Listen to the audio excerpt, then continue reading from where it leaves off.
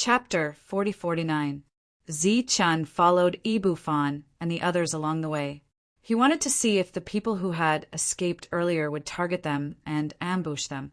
It turned out that Zi-Chen's guess was superfluous. After walking for a long time, he found nothing. In the end, Zi-Chen chose to give up.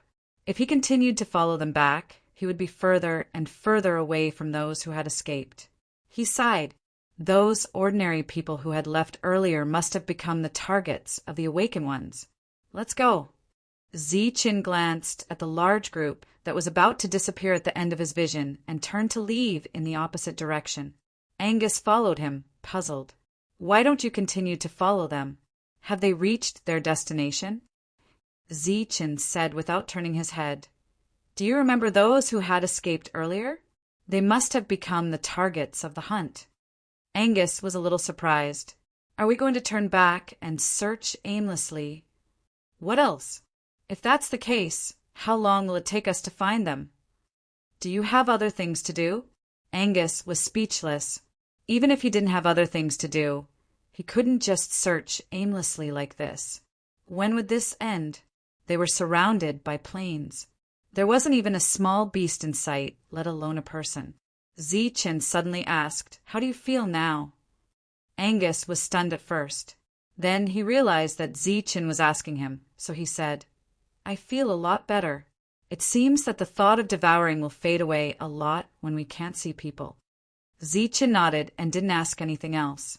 Angus looked at the calm Zi-Chen and asked, I've been resisting the thought of devouring all this time. It's been very hard, but you seem to be very relaxed. Why is that? Zi-Chen said, Because I can't devour them. They are all humans or kind. But that's what I told myself. I reminded myself over and over again, but it was useless. Angus said dejectedly, The thought of devouring seems to have made me dizzy. It's hard to suppress. If you weren't beside me, I wouldn't have been able to hold on if I knew that you would kill me at any time. Zi-Chen looked back at Angus and said, The reason why you can't suppress it is because you feel that it's only right to devour them. You think that you've been suppressing them so hard, and not devouring them is a form of compassion and benevolence towards them. Angus asked, Isn't it? They are also living beings. Every single one of them is a living being with their own thoughts. They also have their own family. Other than the fact that they don't have power, they are basically no different from us. Zi-Chen said seriously, The reason why I wasn't affected by it was because in my heart I never felt that not killing them was mercy.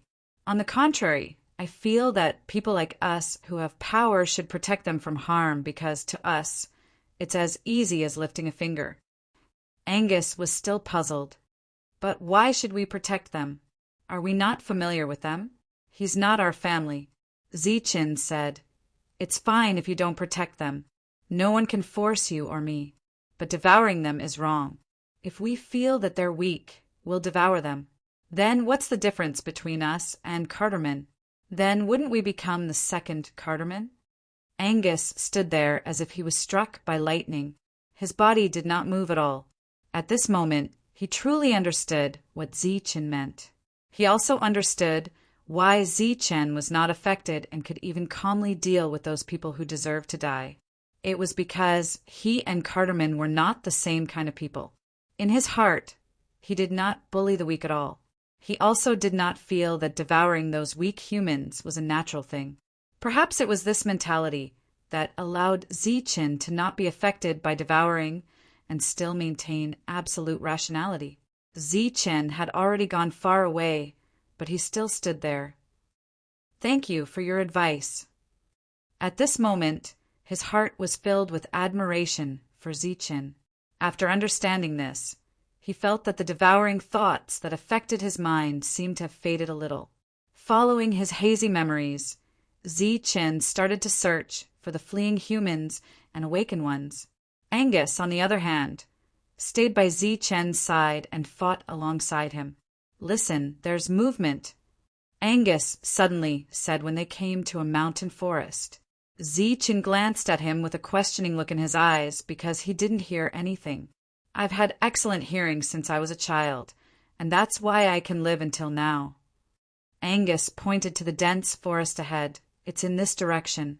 Go deeper, and you'll find it. It should be a ghost hunting." Seeing the confidence in Angus's words, Zichin no longer hesitated and sped up. After about 100 feet, Zichin finally heard movement. Don't underestimate this distance. It's enough for Angus to find something in advance to save his life.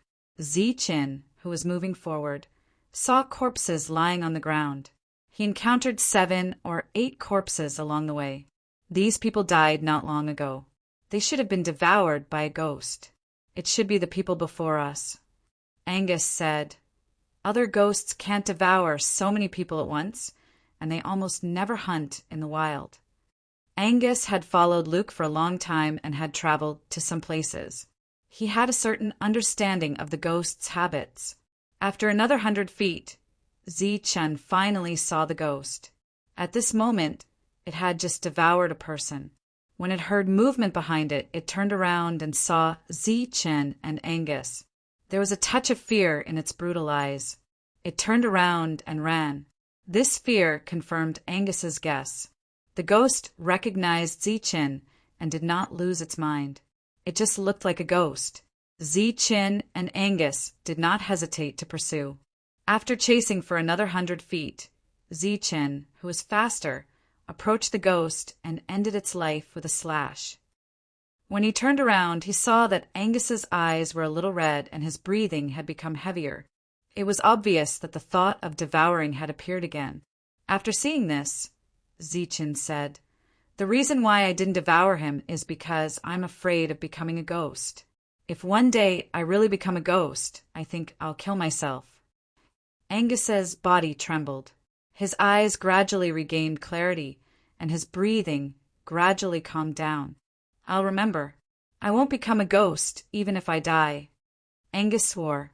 Whether or not he could achieve this depended on his willpower. If there was a gap in his willpower, the consequences would be unimaginable. The awakened ghost was dead. Not far away, there were a few humans who were fleeing in fear. They were the survivors of a disaster. Zichin did not bring them along. Instead, he pointed them to the place where Ibufan and the others were. As for whether they could make it there alive, that was not something that Zichin should consider. Chapter 4050. I can't walk anymore. Angus sat down on a big rock and panted. He looked exhausted. If I continue walking, my willpower will definitely collapse. Angus said weakly, "Now in my mind there is only devouring. I want to devour everything I see. Everything." Zichin, who had also consumed a lot of energy, stopped and said faintly, "If that's the case, then take a rest. Try to devour the air around you." "Air? How do I devour?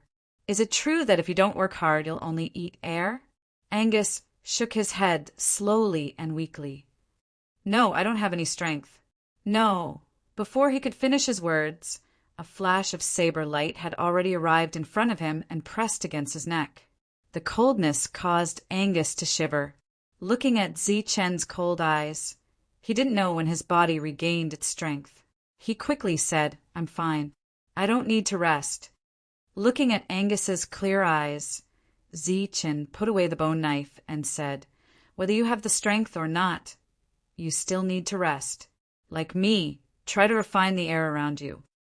There was spiritual energy in the air, but Zichin didn't know this principle. It seemed that in his memory there was a similar situation. At this moment, he was just using it as a reference. He sat down cross-legged.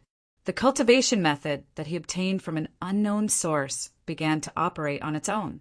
A small cyclone appeared from his body and then gradually extended. The air from the heaven and earth was attracted by this cyclone and entered Zichin's body.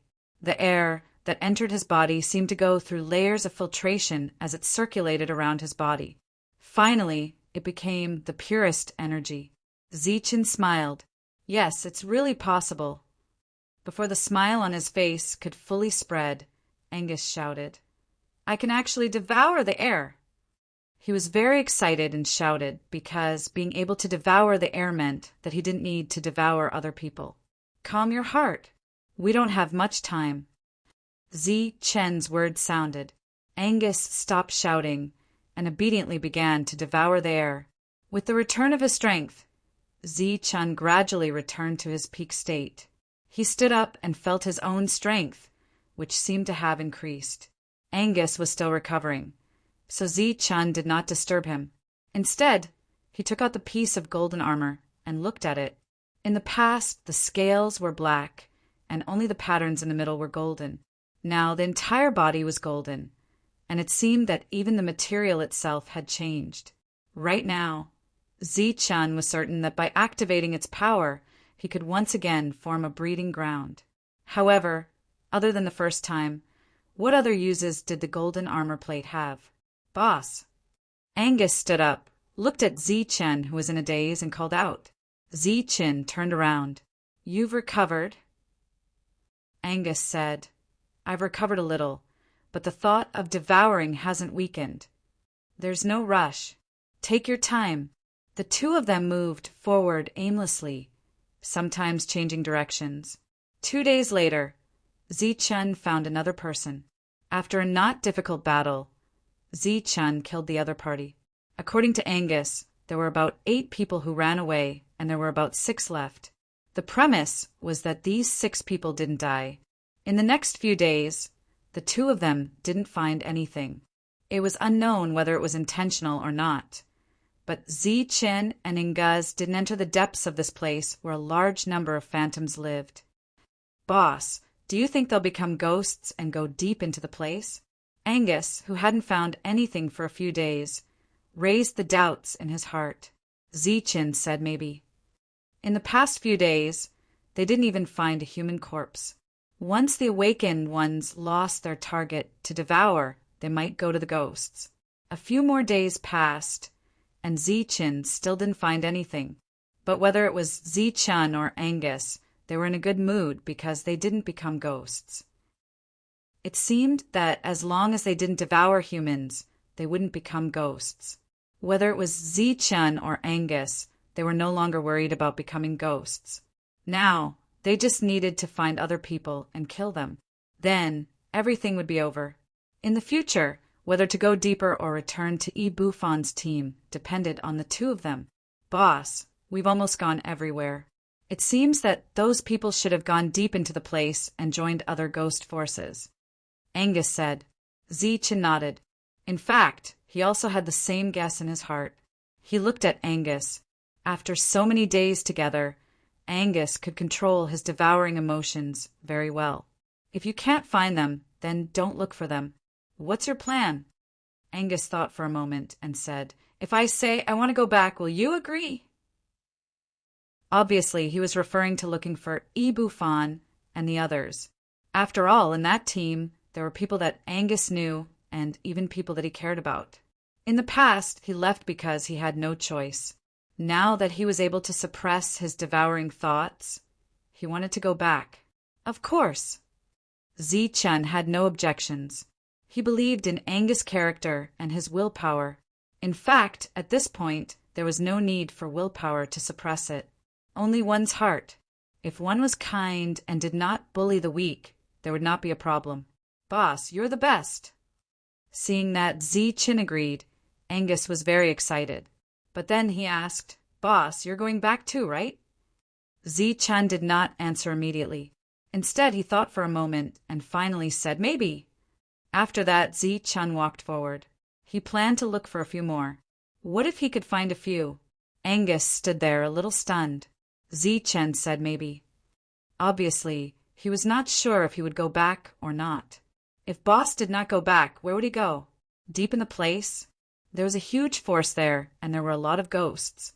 When Charlemagne was still the leader, no one dared to attack. Zi Chen, who was walking forward, suddenly stopped because Angus did not follow him. He turned around a little puzzled. Angus. Zi Chen called. After Angus called him Boss, Angus told him to just call him Angus. It would be more intimate. No one responded. Zi Chen's expression changed, and then he began to walk back the way he came.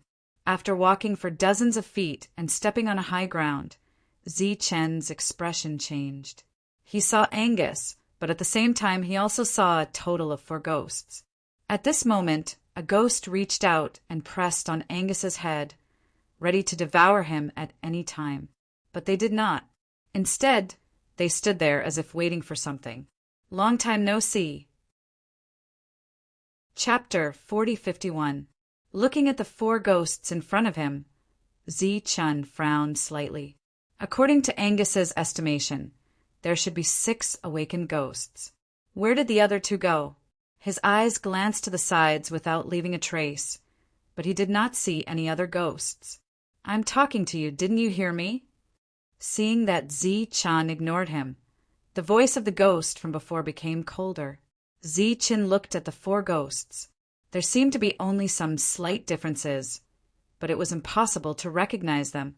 Angus was like a lamb waiting to be slaughtered, standing there without daring to move. What do you want? Zi-Chen's eyes fell on the ghost, who spoke and finally spoke. At this moment, he could tell that even if the other party had become a ghost, he still maintained his sanity. Capturing Angus this time was definitely not a coincidence, but a premeditated capture, because Angus's perception was very sharp, and his hearing was far better than Zi-Chen's. If it was not someone familiar with him, it would be impossible to capture him. If you don't want him to die now, throw the knife in your hand over. The ghost said indifferently, apparently very afraid of Zi-Chen's sharp bone knife that had seen blood many times. While speaking, in fear that Zi-Chen would not cooperate, he once again exerted force.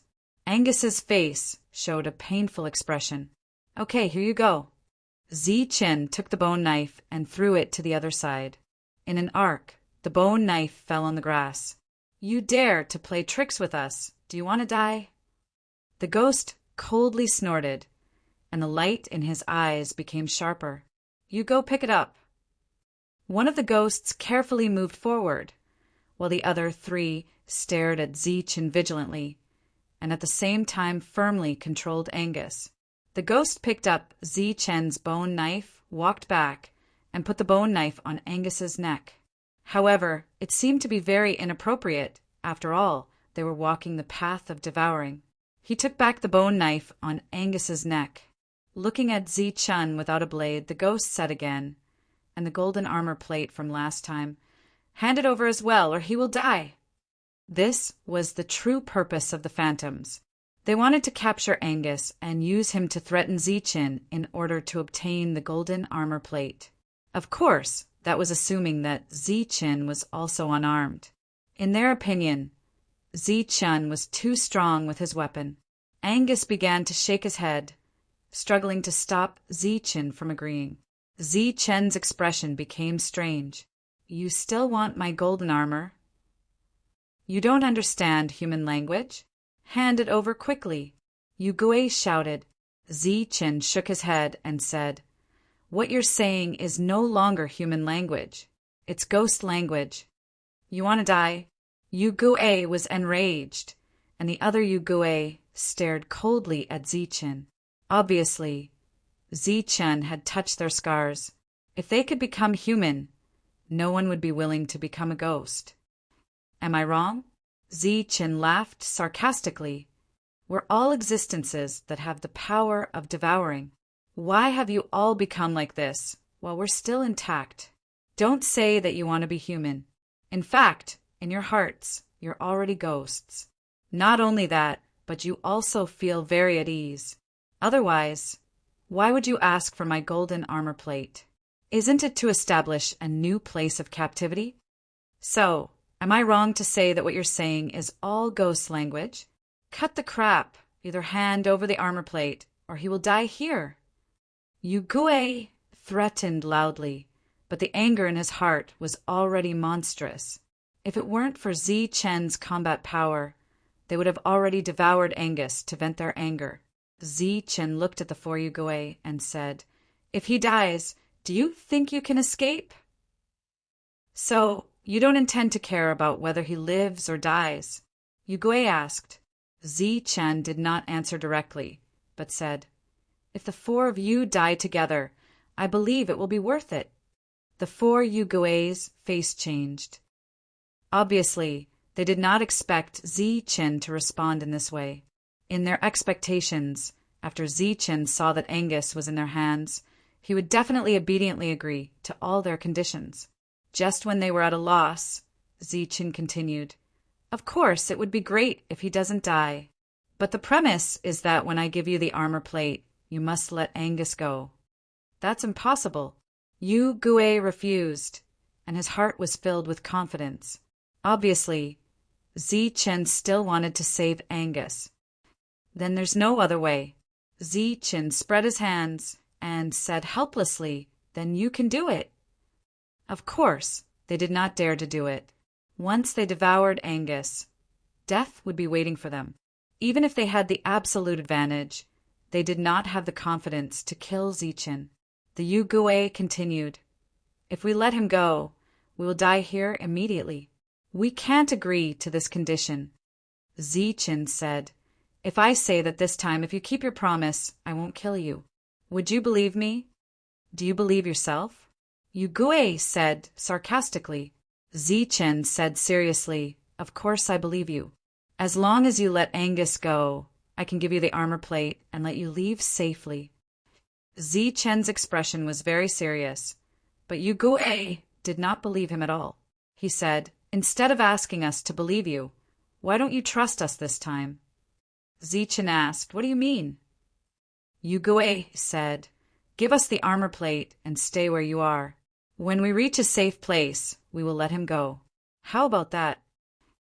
Chen looked at Yu Gue. "Can I trust you?" Yu Gue said loudly, "Of course, we are very trustworthy. In our life, of course, trust is everything." Looking at the other party's righteous words, Chen said, "Well, you can go." After saying that, Chen took out the golden armor plate and threw it into the distance.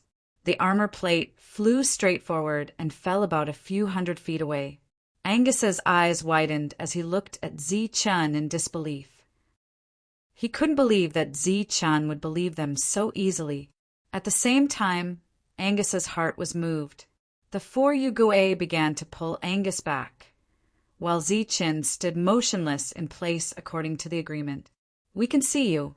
You are not allowed to move," Yu Gue said loudly. Chen said, "Don't worry. I have given you the thing. Now, as long as you let Angus go, you can leave safely."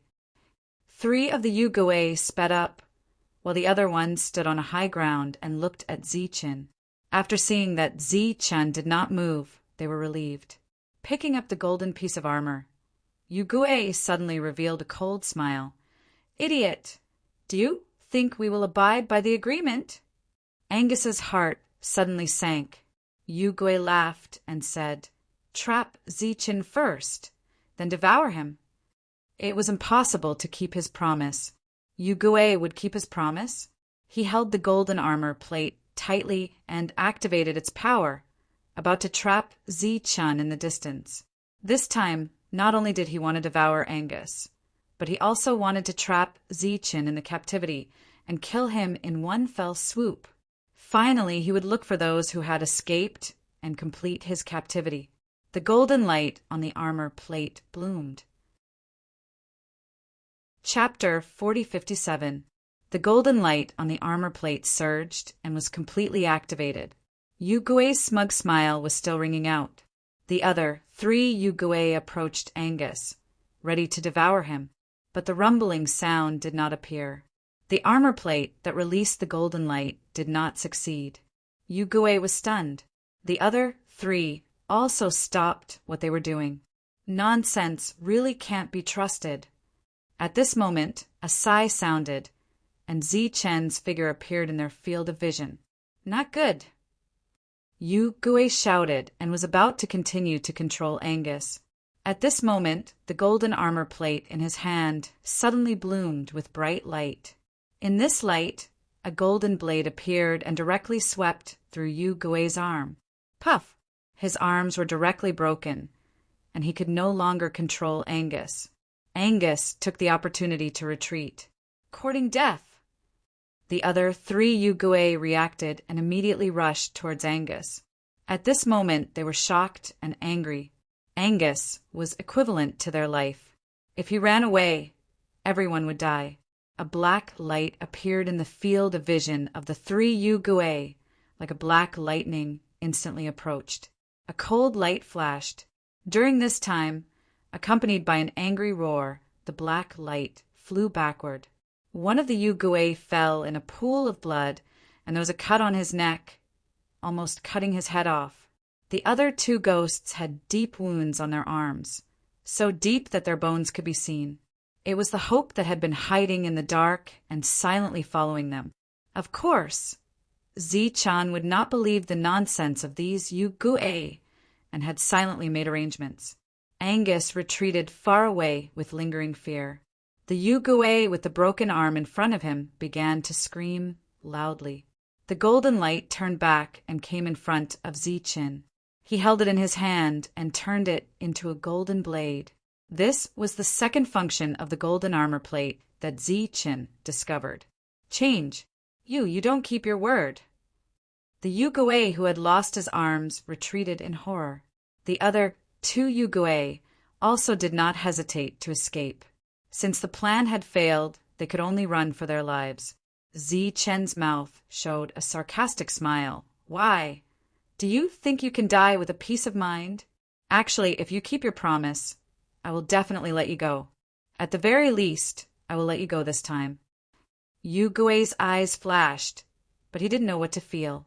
Zi-chan tapped the ground with his feet, and his figure quickly swept forward, raising the golden blade in his hand. A downward slash. A golden light appeared in front of Yugui, filling his field of vision. At this moment, his heart was filled with regret. He regretted that he couldn't control his devouring heart. He regretted that he shouldn't have been so greedy as to scheme against Zi-chan after obtaining the armor plate. He should have just left. Unfortunately, it was all too late. The golden light disappeared in front of his eyes, and the ghost's life was over. Zi-chan held the golden blade and stood behind Yugui. He raised his head and looked at the other 2 escaping existences. He was as smart as last time, running in a different direction. Obviously, he was trying his luck to see which one Zi-chan would chase first. Unfortunately, their calculations were clearly wrong this time. Zi-chan glanced at Hope, and Hope did not hesitate to chase after the first target. Zi-chan went to the second target. A moment later, Hope and Zi-chan turned back. Angus was still standing in the same place, unable to calm down for a long time. Here. Zi-chan threw the bone blade he picked up to Angus. Angus caught it instinctively and looked at Zi-chan in confusion. I'll be using this from now on. Zi-chan raised the golden blade in his hand and said, Since we've been exposed, there's no need to hide anymore. Thank you. Angus thanked him, but did not put away the bone blade.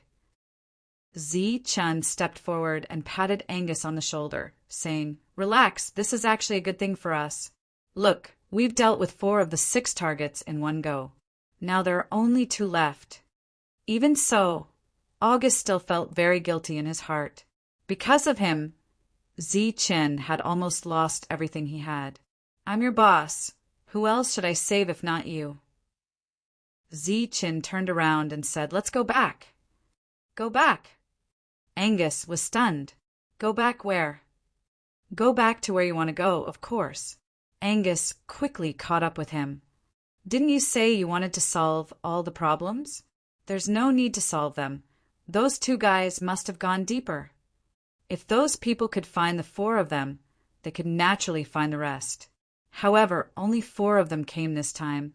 Obviously, they had other plans. At the very least, if it was Zi-chan, he would have prepared 2 plans.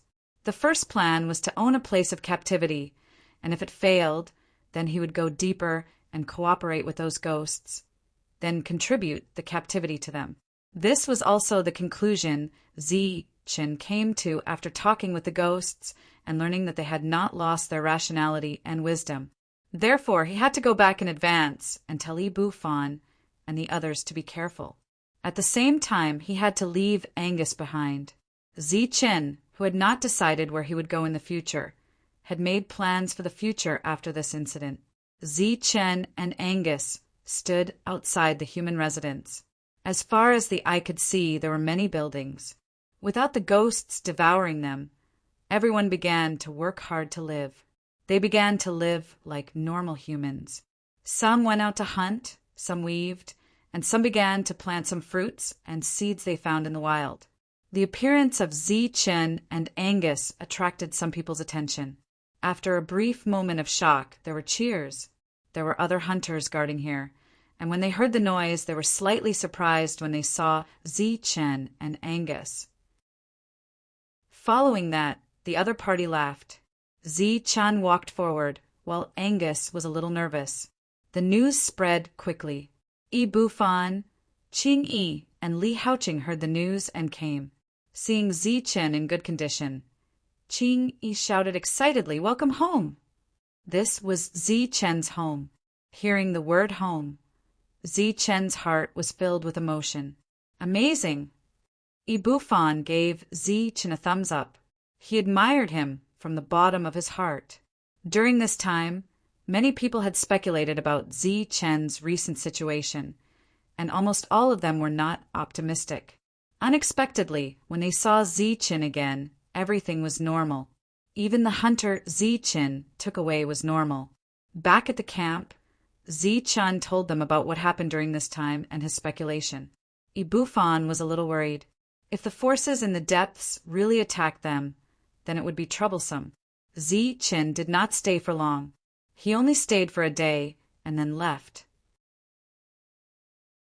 Chapter 4058. Qing Yi stared at Zi-Chen's back for a long time without saying anything. Bufan had already turned around and left. Angus kept a distance from the two of them. He watched as Zi-Chen left and stood there without doing anything else. Zi-Chen had chosen a very simple path to protect everyone here. Although he had chosen to stay here, the path was not easy either. First of all, there was rejection. It was obvious that he was being deliberately alienated. Because he was an awakened with the power of devour, he was like a tiger in a flock of sheep. I will protect my heart and everything that I want to protect. Angus clenched his fists and swore, silently in his heart. Zi-Chen's figure had already disappeared. After only one day, Zi-Chen left. Apart from Qing Yi and Li Haoqing, no one asked him to stay. After saying goodbye to everyone, Zi-Chen headed deeper into the forest. If he could not do anything for the people behind him, this place would become the next place to be kept in captivity when the underworld wraiths attacked. The strength of the awakened was different. Some were comparable to the ghost, while some were weaker. The strength of the devourers was much stronger than the awakened. They could almost suppress the awakened, but they were not much stronger than the ghost. They were even weaker than the ghost, but they seemed to have an additional ability to devour humans. This made Zi-Chen feel very conflicted. But perhaps it was also because of this that the awakened killed each other and eventually became the underworld wraiths. Hope was still following Zi-Chen. It seemed to be very excited as it moved forward, jumping around everywhere.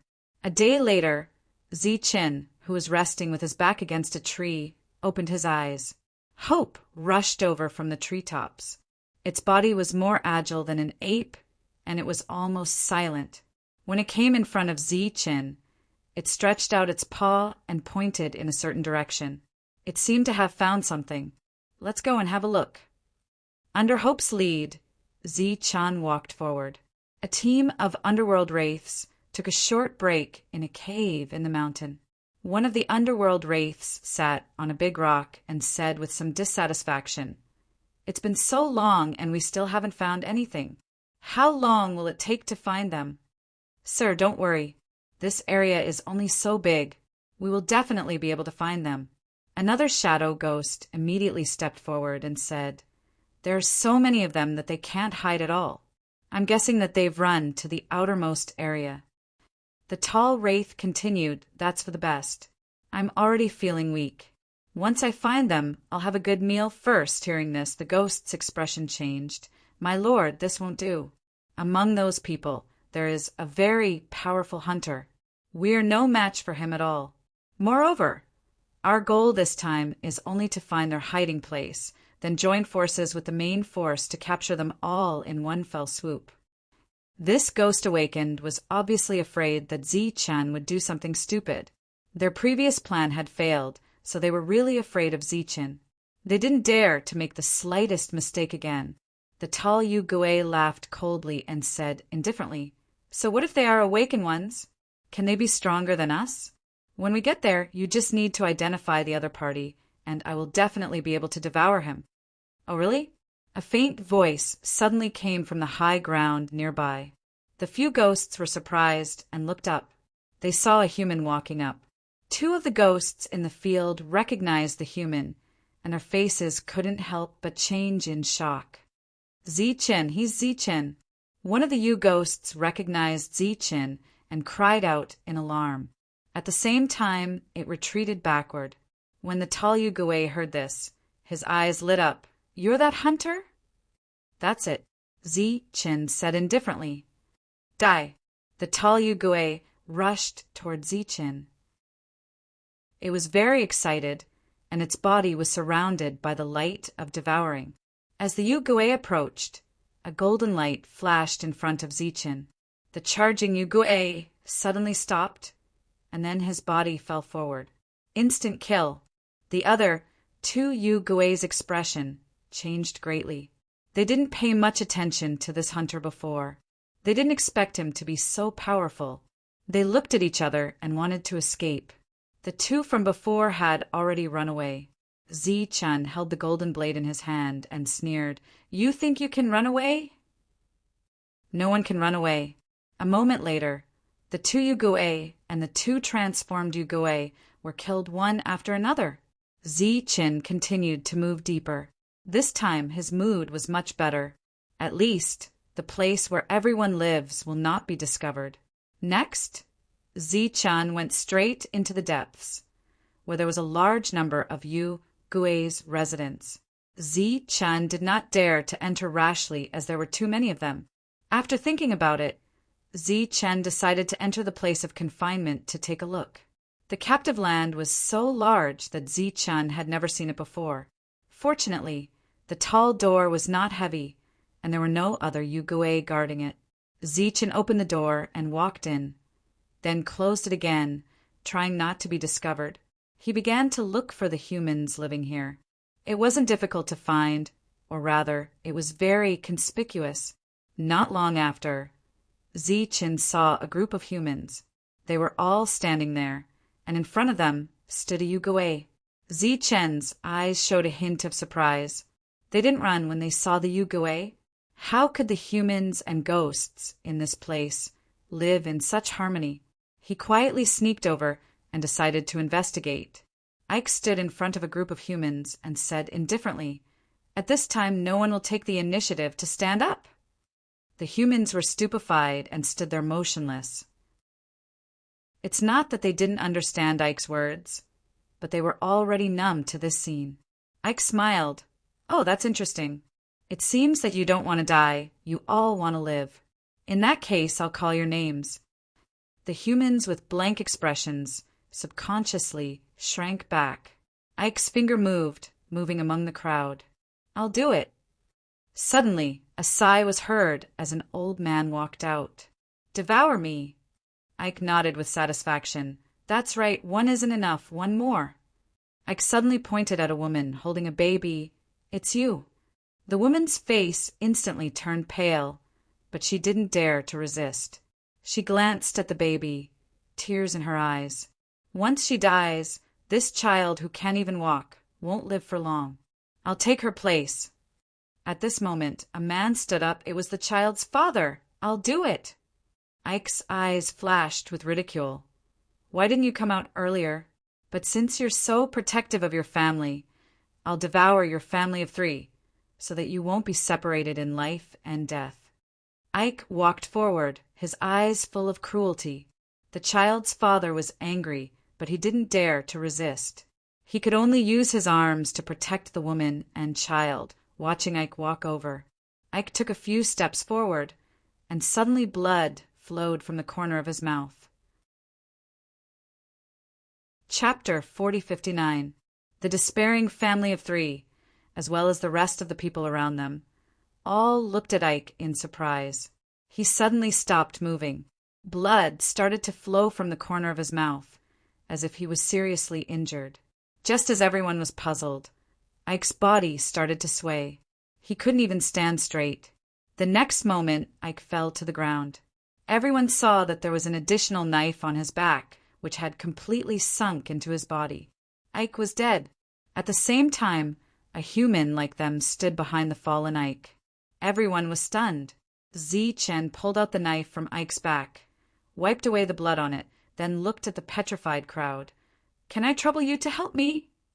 Everyone still didn't react, but the old man who came out earlier still maintained his rationality. He stepped forward and said, "What orders do you have, sir?" Zi-Chen pointed at Ike's body on the ground and said, "Please deal with him. Bury him or dig out his bones to make a weapon. It's up to you."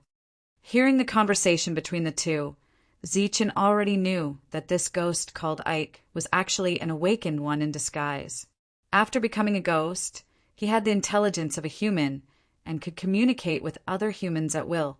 This was also the reason why no one dared to run away when faced with being devoured by a ghost. The awakened underworld ghost's powerful intellect forced everyone not to run away. The old man was slightly stunned, as if he didn't understand what this stranger meant. He stood there without moving until Zi-Chen repeated himself. Only then did he react. Dig out his bones? Obviously he didn't dare to. He immediately called a few people to bring Ike's body to a place far away and bury it. Zi-Chen sat on a big rock, thinking about what to do next. The others stood at a distance, curiously looking at the stranger who came from nowhere. The child and his mother, who had been saved, came to Zi-Chen and handed him a few fruits. Zi-Chen smiled and took it, "Thank you." "We should be thanking you, sir. If it wasn't for you, we would be dead already." After saying that, the mother carried the baby and left. After the old man dealt with the corpse, he returned with the father of the child he had saved. Then he personally came to Zi-Chen to thank him. Zi-Chen, who was munching on the sweet fruit, pointed at the rock beside him and said, "Sit." The two of them sat down nervously. After a slight hesitation, the child's father asked, "Sir, are you from the outside?" "Yes." Zi-Chen nodded. Both the old man and the young man's eyes lit up. Then the young man asked, "Do you have any other instructions, sir?" Zi-Chen threw away the core in his hand and said, "I really do have some things to arrange for you. My lord, please give your orders. I will be staying here for quite some time, so after I kill those specters, you will be in charge of disposing of their corpses as quickly as possible. You must not let the other specters find out." Zi-Chen looked back at the man and said seriously, "Also, no matter what happens, you must not expose my existence. Once I am exposed, I will leave at any time, and you will continue to live a precarious life." Regardless of whether it was the man or the old man, they all nodded repeatedly and promised repeatedly. Ike's death didn't cause much of an impact on the Spectre faction called Apollo. Everything was normal. The next day, 2 more specters appeared. No one dared to escape. Everyone stood there, waiting for the specters to choose, and then be devoured to death. The 2 specters had a playful smile on their faces. Just like Ike yesterday, they asked if anyone wanted to stand up. Behind the 2 of them, a golden light appeared. Zi-Chen instantly killed one of the specters. The other specter reacted and immediately retreated to the side, shouting at the same time, "Who are you?" "The person who wants your life." Zi-Chen's eyes were full of killing intent as he followed closely. Black light surrounded his body. That was the power of Devour. Sensing this power, the specter's expression changed again, and he cried out, "This is the power of Devour. How is this possible? Why didn't you become a specter?" because I never devour my own kind. Zi Qin tapped his foot, and the power of devour converged on the golden blade. A layer of black light faintly appeared on the surface of the golden blade. The blade slashed down. Poof! The specter's blocking arms were cut off, and there was a fatal wound on his chest. The second specter died. Without Zi Chen's order, the old man and the young man immediately went forward and took care of the specter's body. Zi Chen put away the golden blade and walked in another direction. This was Zi Chen's current plan. He would wait here, and as long as a specter came in, he would kill it. What he didn't expect was that when he came here, he found that this was another card league. He didn't need to guess to know that the leader of the faction called Apollo was also an awakened, but he couldn't control his devour heart. On the same day, 3 more specters came. They didn't speak the human language, so they were obviously not awakened. They wanted to devour as soon as they came. Zi Chen easily killed the 3 real hell wraiths. It was a piece of cake. Specters were all specters, but whether it was strength or wisdom, the awakened ones were obviously stronger. On this day, 5 specters were killed. The next day, 8 more died one after another. On the 3rd day, several specters were killed. For several days, the specters came in but didn't come out. This naturally attracted the attention of the Apollo faction. Then, more than a dozen specters came to investigate the situation. Early in the morning, Zi Chen ordered the humans to go as far as possible. When the specters came here, they didn't see any humans, so they continued to go deeper. Zi Chen secretly observed them. When they went a certain distance, Zi Chen decided to take action. He appeared in a flash and slashed down. The golden blade swept across the neck of a specter. Blood spurted out, followed by a head flying. The other specters were awakened and spread out, staring coldly at Zi Chen. Zi Chen rushed forward with his blade and rushed to the second target. Puff! The saber light formed from the golden armor was incredibly sharp, and as the saber light slashed down, the second dark ghost died. In the blink of an eye, 2 specters were killed. The other specters attacked. Zi Chen shifted his feet and used a technique that he didn't even know what it was. He dodged several attacks and attacked the 3rd ghost with his saber. Another one died. Zi Chen's figure jumped, dodged the attack, and continued to attack. It was like a tiger fighting a pack of wolves. The tiger was fierce and powerful, but the pack of wolves was difficult to deal with. When the specters died one after another, Zi Chen's body was also covered with wounds left by the specter's claws. Zi Chen's eyes were extremely cold. The golden blade kept flashing, and the specters were injured even if they didn't die. Go find reinforcements. In the battle, a specter shouted loudly. It didn't matter if he didn't shout. As soon as he shouted, the other surviving specters began to retreat. Obviously, they all wanted to call for reinforcements. As a result, the fierce battle from before immediately turned into a battle of retreat. Chapter 4060. In this battle, the defeat of the Phantoms was somewhat beyond Zi Chen's expectations. At the same time, it also made him feel a lot more relaxed. The Phantoms fled in all directions, cleverly not in the same direction.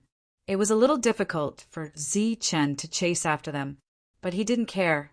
One of the Phantoms successfully avoided Zi Chen's pursuit and ran all the way until he finally saw the towering door.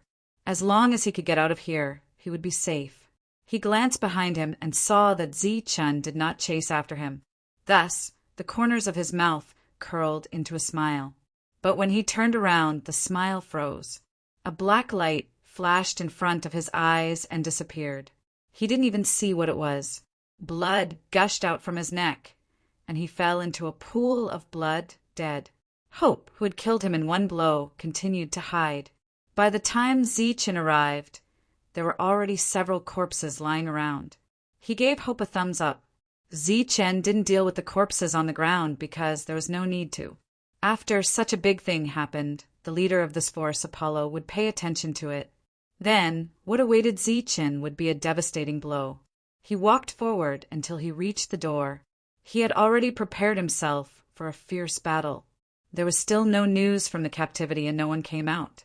This made the phantoms in Apollo's force worry. Gar came to Apollo's residence and told him of the seriousness of the matter. "Sir, something must have happened inside," Gar said solemnly. The leader of the phantoms, named Apollo, waved his hand indifferently and said, "What can happen? You're worrying too much." Gar said in a deep voice, "The people who left last time haven't returned yet, and more than 40 of them have left the captivity. Something big must have happened inside." Apollo said, "If that's the case, then you take a few people inside and have a look." Gar shook his head and said, "A few people isn't enough." "Then take 10 people inside. I don't believe that anything dangerous can happen in our captivity." Jared took his leave. Apollo was still sitting there, his eyes looking out of the window. Only his black, shiny eyes looked human. He seemed to be lost in his memories, and his eyes gradually became complicated. In the end, he took out a golden piece of armor. If Zichen were here, he would definitely be able to recognize this piece of armor. It was almost exactly the same as the one he could turn into a saber. After carefully observing it for a while, he put the piece of armor away. As a leader, he didn't seem to be worried at all about the captivity. Even a fool could tell that something had happened there, and it wasn't a small matter, because recently the number of underworld ghosts had been reduced by almost half. Garland brought people into the captive grounds.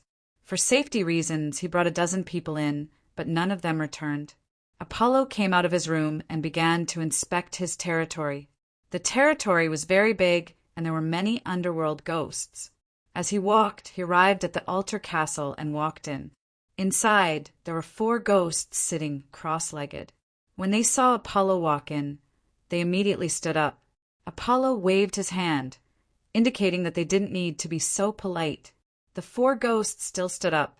Apollo didn't come to this place often. This time he might have something to tell them.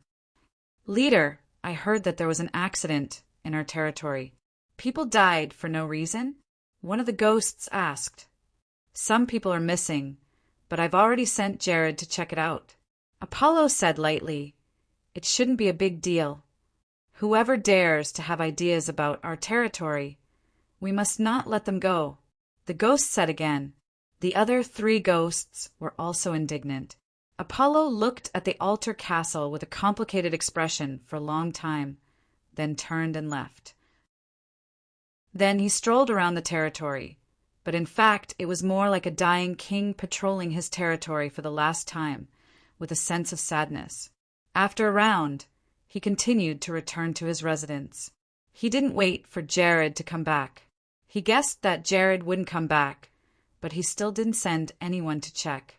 Everything in this territory was normal, but the number of underworld ghosts was decreasing, until Apollo smelled a faint smell of blood. Even if he became an underworld ghost and was only interested in souls, Apollo was still very sensitive to the smell of blood.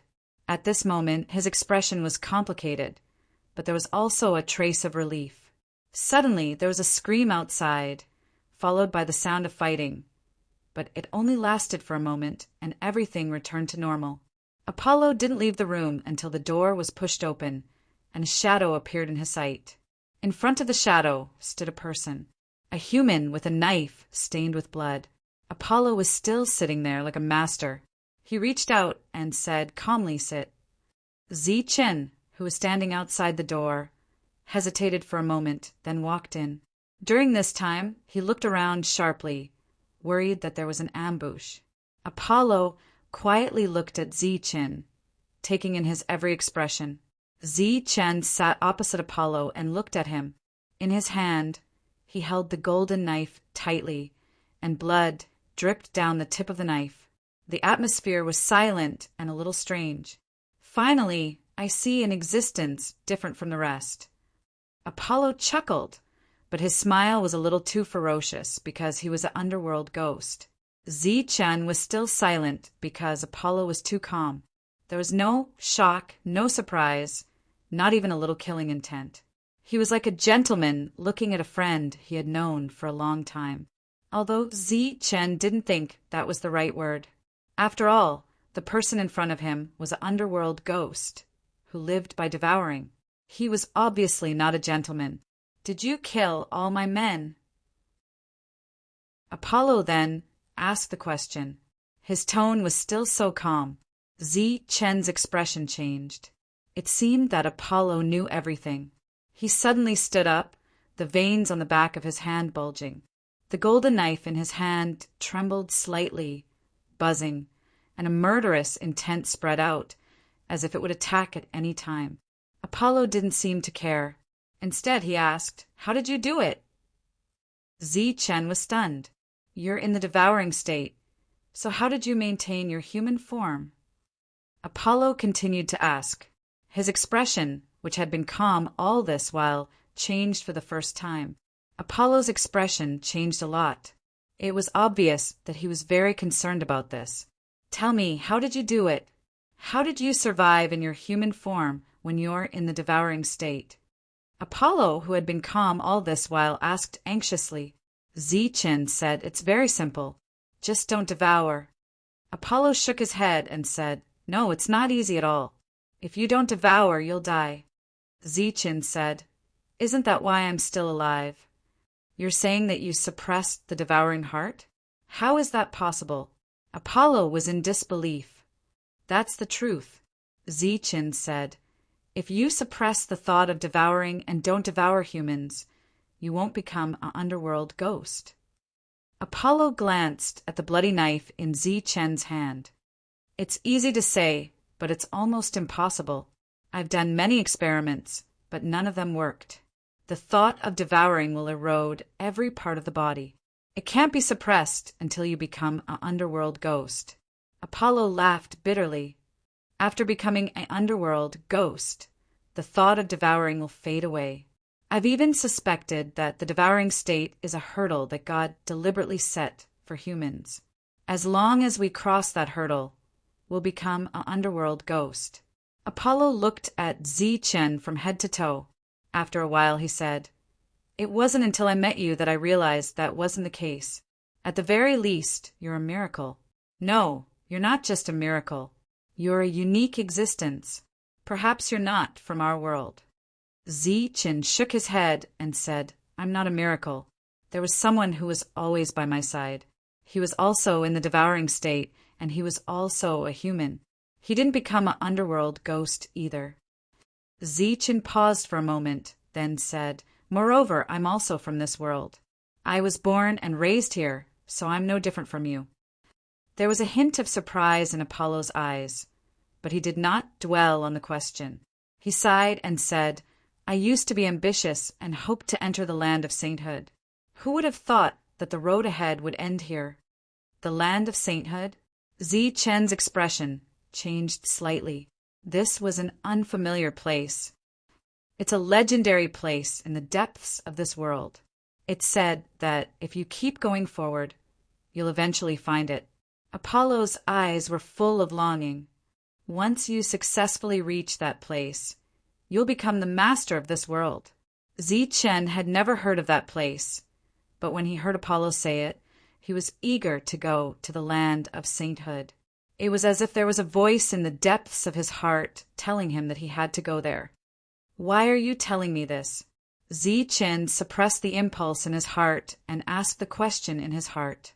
This time, the process of dealing with the underworld ghosts was exceedingly smooth. Zi Chen, who thought that he would be surrounded, did not expect that he would be able to kill his way here so quickly. Previously, he had all kinds of guesses in his heart, but after this conversation, he knew that Apollo was not an arrogant leader. He had known about this for a long time. "Because I can't continue forward, but you can. Perhaps, in the end, you'll be able to see what I hope to see, but will never be able to." Apollo, who had been sitting there all this time, suddenly stood up and released a powerful aura. "But if you think that you can go deeper like this, then you're gravely mistaken. You've destroyed my territory. Today, one of us will die here." It was a calm conversation before, but in the next moment, the most violent battle broke out. The two of them faced off against each other. The sound of a fierce battle came from the room, and it lasted for about a quarter of an hour. After a quarter of an hour, the sound of the fierce battle disappeared. After a cup of tea's time, Zichen walked out of the room, clutching his abdomen. Blood flowed from the gaps of his fingers, and his face was extremely pale. In his other hand, he held two blood-stained golden pieces of armor. Chapter 4061. Zichen walked out of the room and sat on the doorstep. His wound was still bleeding. Although Apollo was a specter, he was the most imposing specter Zichen had ever seen. At the same time, he was also the most powerful specter. Both sides used their full strength in the battle. This was a battle where one of them had to die. No one dared to go easy on him. In the end, Zichen won by a little and won the final victory. However, this battle was not easy, but it was a very fair battle. Hope did not make a move at all. After resting for a while, Zichen left the empty territory.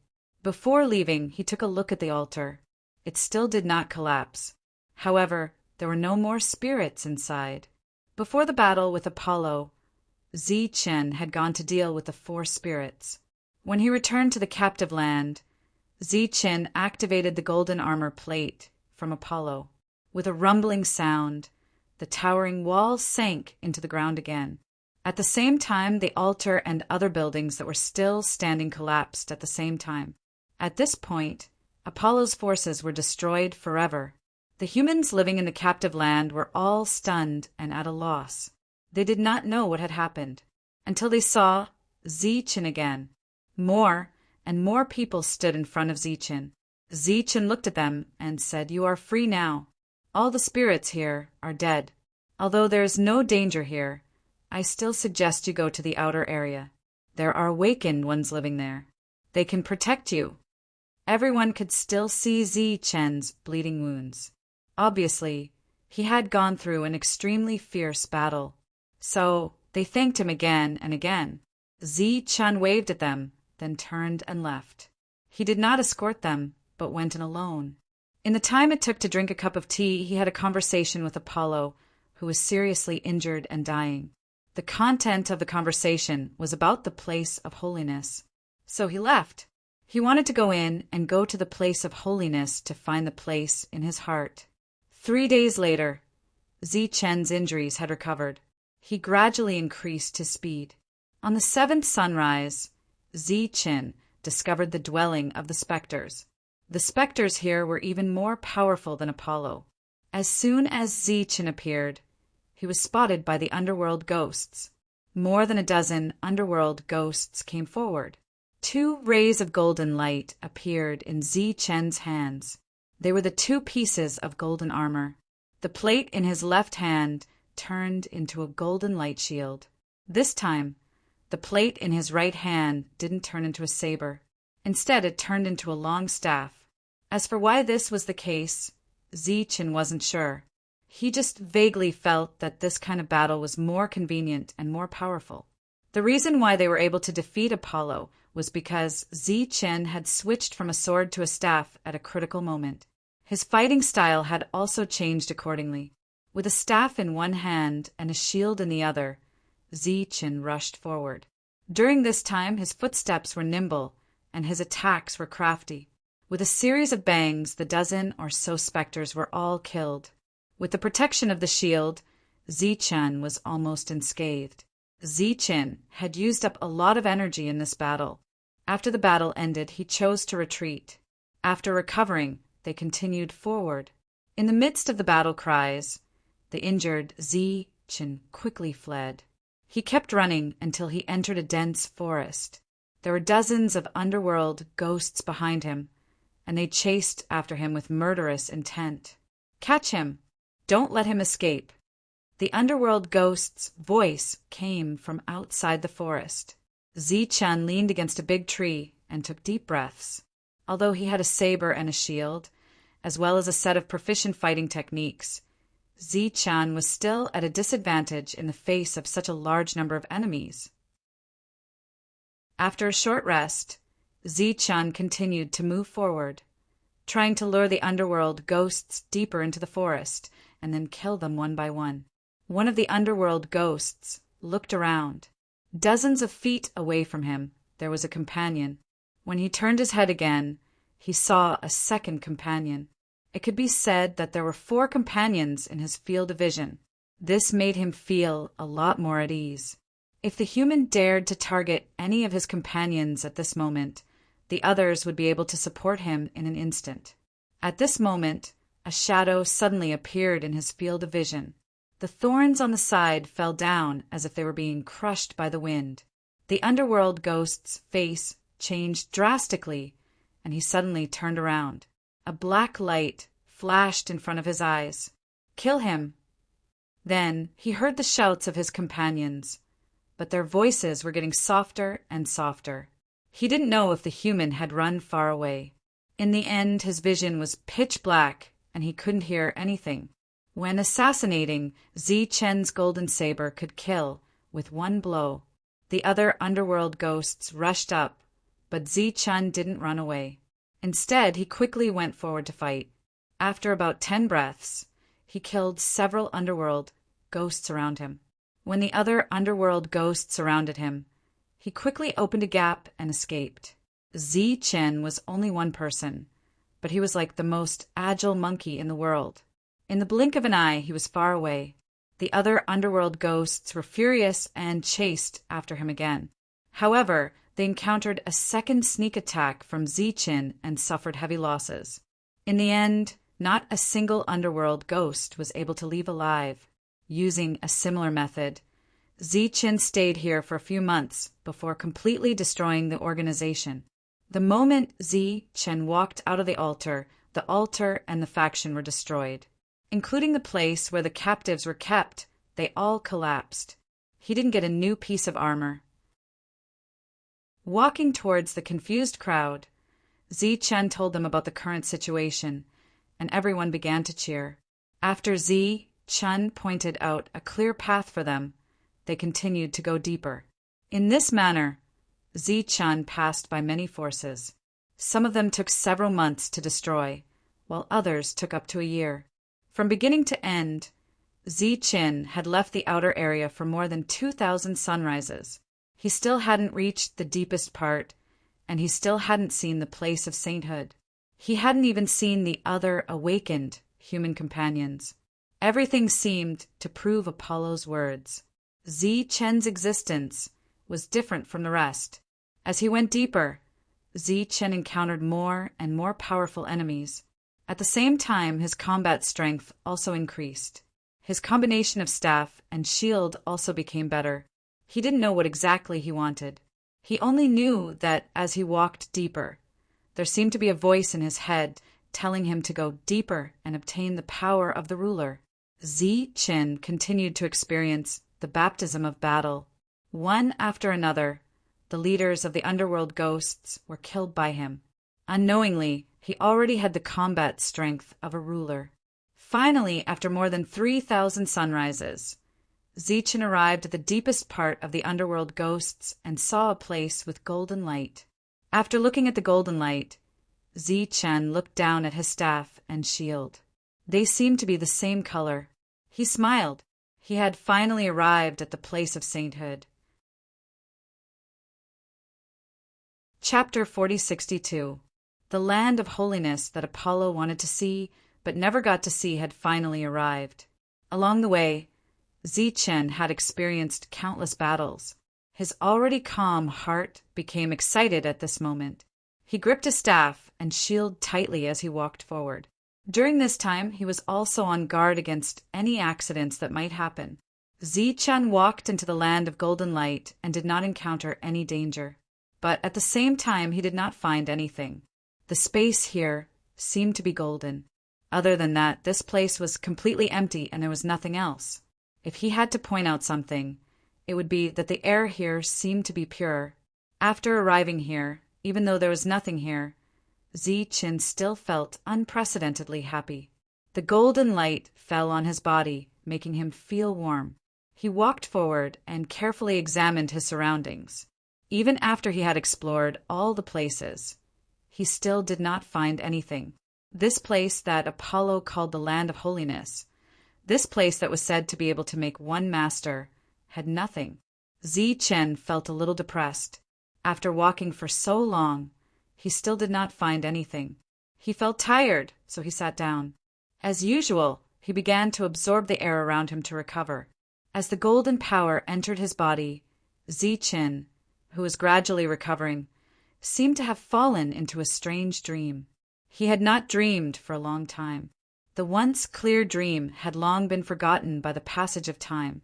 And in this dream, Zichen obtained a technique called the Dark Ghost Devouring Soul Technique. This was a type of black power. Once it was used, his whole body would be covered in a black aura, like a ghost. It looked extremely terrifying. At the same time, this technique could also devour the power of others. Zichen was dreaming. The little beast named Hope, which had been following Zichen, appeared from Zichen's arms. It raised its head and looked around. Its bright eyes showed that it was deep in thought. After a while, it jumped onto Zichen's shoulder. At the same time, it followed Zichen's movements and formed a few strange seals. A powerful devouring force appeared from all directions, heading towards Hope and being absorbed by it. The golden light entered its body, but Hope's body emitted a pure black light. Hope fell into a trance. In the dream, Zichen was terrified because he was afraid that he would become a ghost. At this moment, other than the fact that he still looked like a human, he looked no different from a ghost. In fact, based on his devouring power, he was even stronger than the underworld ghost. In his field of vision, there were no less than hundreds and thousands of ghosts, but under his pressure, they did not dare to move at all. It was as if he had met a king, but he was clearly a human. The devouring power spread out from his body like a ripple, enveloping the specters. In the next moment, all of the specters began to lose their power. He single-handedly devoured all the specters. The power of the underworld ghosts came from all directions and entered Zichen's body. Zichen felt a strength he had never felt before. But in his heart he was even more frightened and uneasy, because this was very similar to the sign of becoming a ghost. He wanted to give up, but found that the cultivation method was rapidly circulating, and it was not under his control at all.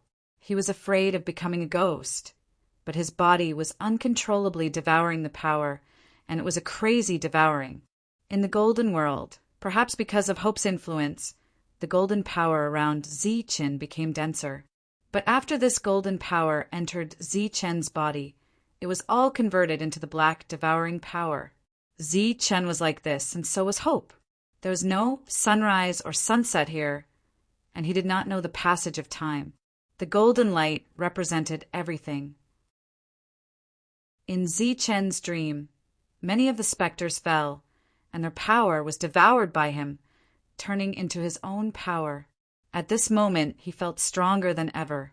He stretched out his hands, nervously looking at them, and when he found that his hands did not turn into ghost claws, he patted his cheeks and felt relieved.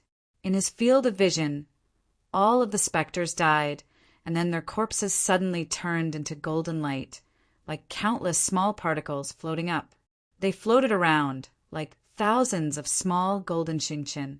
Then these golden particles all flew towards Zichen and entered his body. An even more violent aura came out of Zichen's body, and at the same time he felt a tingling sensation all over his body, which was caused by the discomfort caused by the influx of too much power. It was like a balloon that had reached its limit, but gas was still being poured in, and there was a possibility of it exploding at any time. At this moment, Zichen felt like this. After the golden particles entered his body, he felt that his body had reached a limit, and it was as if it could explode at any time. He was very frightened, but also very helpless. Everything was out of his control. Just when Zichen felt that he was going to die here, the power that was about to burst his body disappeared in an instant. A golden light bloomed from his body, and it was in existence like a golden seed. When it appeared, all of the black devouring power was devoured by the golden seed. Then the golden seed began to absorb power and grow. The old man sat at the edge of the abyss, quietly looking at the abyss in front of him. Chen and Qing Yi had been in there for a long time, but there was still no change in the abyss, and he did not know if it was a success or a failure. His expression seemed calm, but in his heart he was still a little disappointed. This was because he had high hopes for Chen and felt that he was different from the rest, and that he should be able to succeed. The young boy came behind the old man and looked at the abyss in front of him with a flash of coldness in his eyes. He must have failed. The old man was silent. The young boy Xiao Sheng continued, "If I had gone with senior sister, maybe we would have succeeded. Are you ready?" The old man suddenly asked. "I've been ready for a long time." The young boy could not wait, but when he thought of that woman, he became depressed. But that Shanya has not broken through yet, and she seems to be delaying on purpose. The old man said, "Then wait a little longer. Don't come into contact with her now. Everything will wait until she breaks through." The young boy was unwilling, and he was about to say something. Suddenly, the abyss in front of him trembled, and then a dazzling golden light bloomed from it. When the young boy saw the golden light, he was slightly stunned. The old man stood up, and there was a light in his eyes. "It's the aura of the spirit devouring technique. They have succeeded." The old man's beard began to tremble, and his expression became extremely excited. However, the golden light was quickly extinguished, and the abyss in front of him returned to normal. Everything was like an illusion. Chapter 4063. The abyss in front of him returned to normal, as if nothing had happened. The old man's expression changed. Clearly, even he could not understand what was going on. Little Xing asked, "What's going on?" This abyss had always been calm. There had never been any anomalies. This was the only time. The appearance of the golden light seems to mean that they succeeded, but the anomalies disappeared. "I don't know what's going on," the old man muttered. "Did an accident happen and they failed again?" The old man waved his hand, indicating for little Sheng to leave. Although he was puzzled, the old man did not intend to explain. Little Sheng could only leave. Just as he left, a figure appeared out of thin air. You saw it too, right? The person who appeared in front of the old man was a member of the Soul Devourer clan. What do you think about this? The old man was not surprised at all by his appearance. Our people should have succeeded. I just don't know what happened. The Soul Devourer clan member's eyes flashed slightly. He said regretfully, but they might have failed in the end. The old man had the same guess. In the dream, just as Zichen felt that his body was about to explode and die, a golden light appeared. The feeling of exploding disappeared. In the outside world, the black devouring power that enveloped Zichen's body turned golden. The golden light shone, releasing a dazzling and eye-catching light. Hope, who was cultivating on Zichen's shoulder, did not have such a change. However, the light on his body became pure. Its quality was not inferior to Zichen's golden power at all. They were equivalent to two different extreme powers. At this moment, Zichen opened his eyes. His consciousness gradually woke up. In his mind, memories of techniques appeared one after another. Among them, the clearest was the combat technique. I see. The combat technique moves kept appearing in his mind. Looking at each move, Zichen finally understood why he was so proficient in using the staff and shield. Other than that, there was also an introduction to the Soul Devourer clan in his mind. The Soul Devourer clan. The early stage is awakening, the middle stage is devouring, and the late stage is qualitative change. Zichen stood up and stretched out his palm. The light of power flowed in his palm. This time it was no longer black, but golden. The flowing golden power gave off a sense of perfection. There was a powerful aura circulating in his every movement. So, the so-called ruler's power is the complete power of the dark, ghost-devouring soul technique. Zichen sighed and said, "It seems that the true purpose of this sanctification ground is to obtain the complete, dark, ghost-devouring soul technique."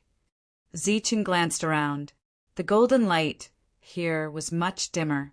The black staff reappeared in his hand, and he swept it toward the sky.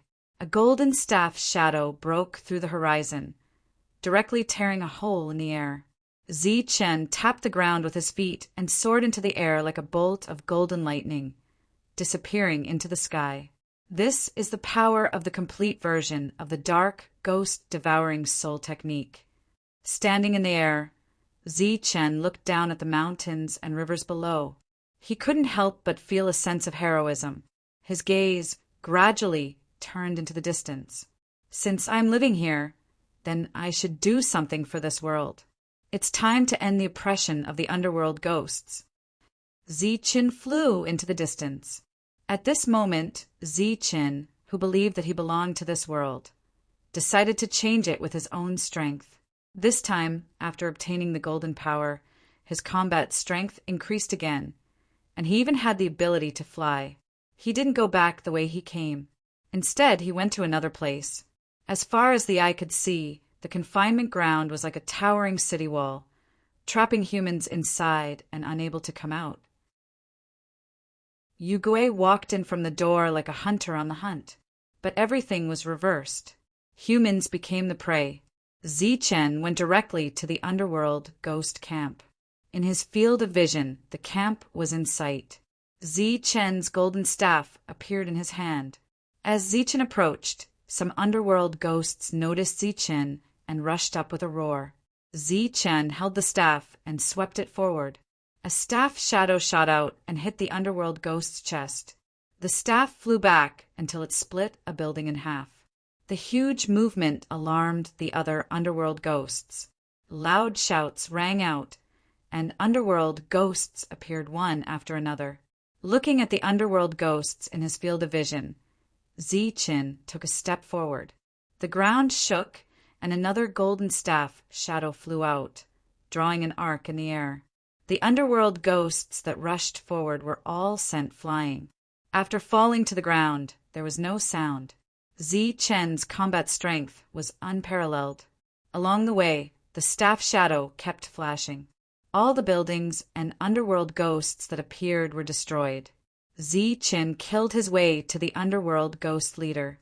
The underworld ghost leader looked at Zichen with a face full of horror. Zichen had no intention of holding back against the underworld ghosts that ate humans to survive. With a swing of the staff shadow directly drowned the leader and the building behind him. Boom! The building collapsed, and the underworld ghost leader died. Seeing this, the other underworld ghosts began to flee. Hope flew out from Zichen's side and flew into the distance.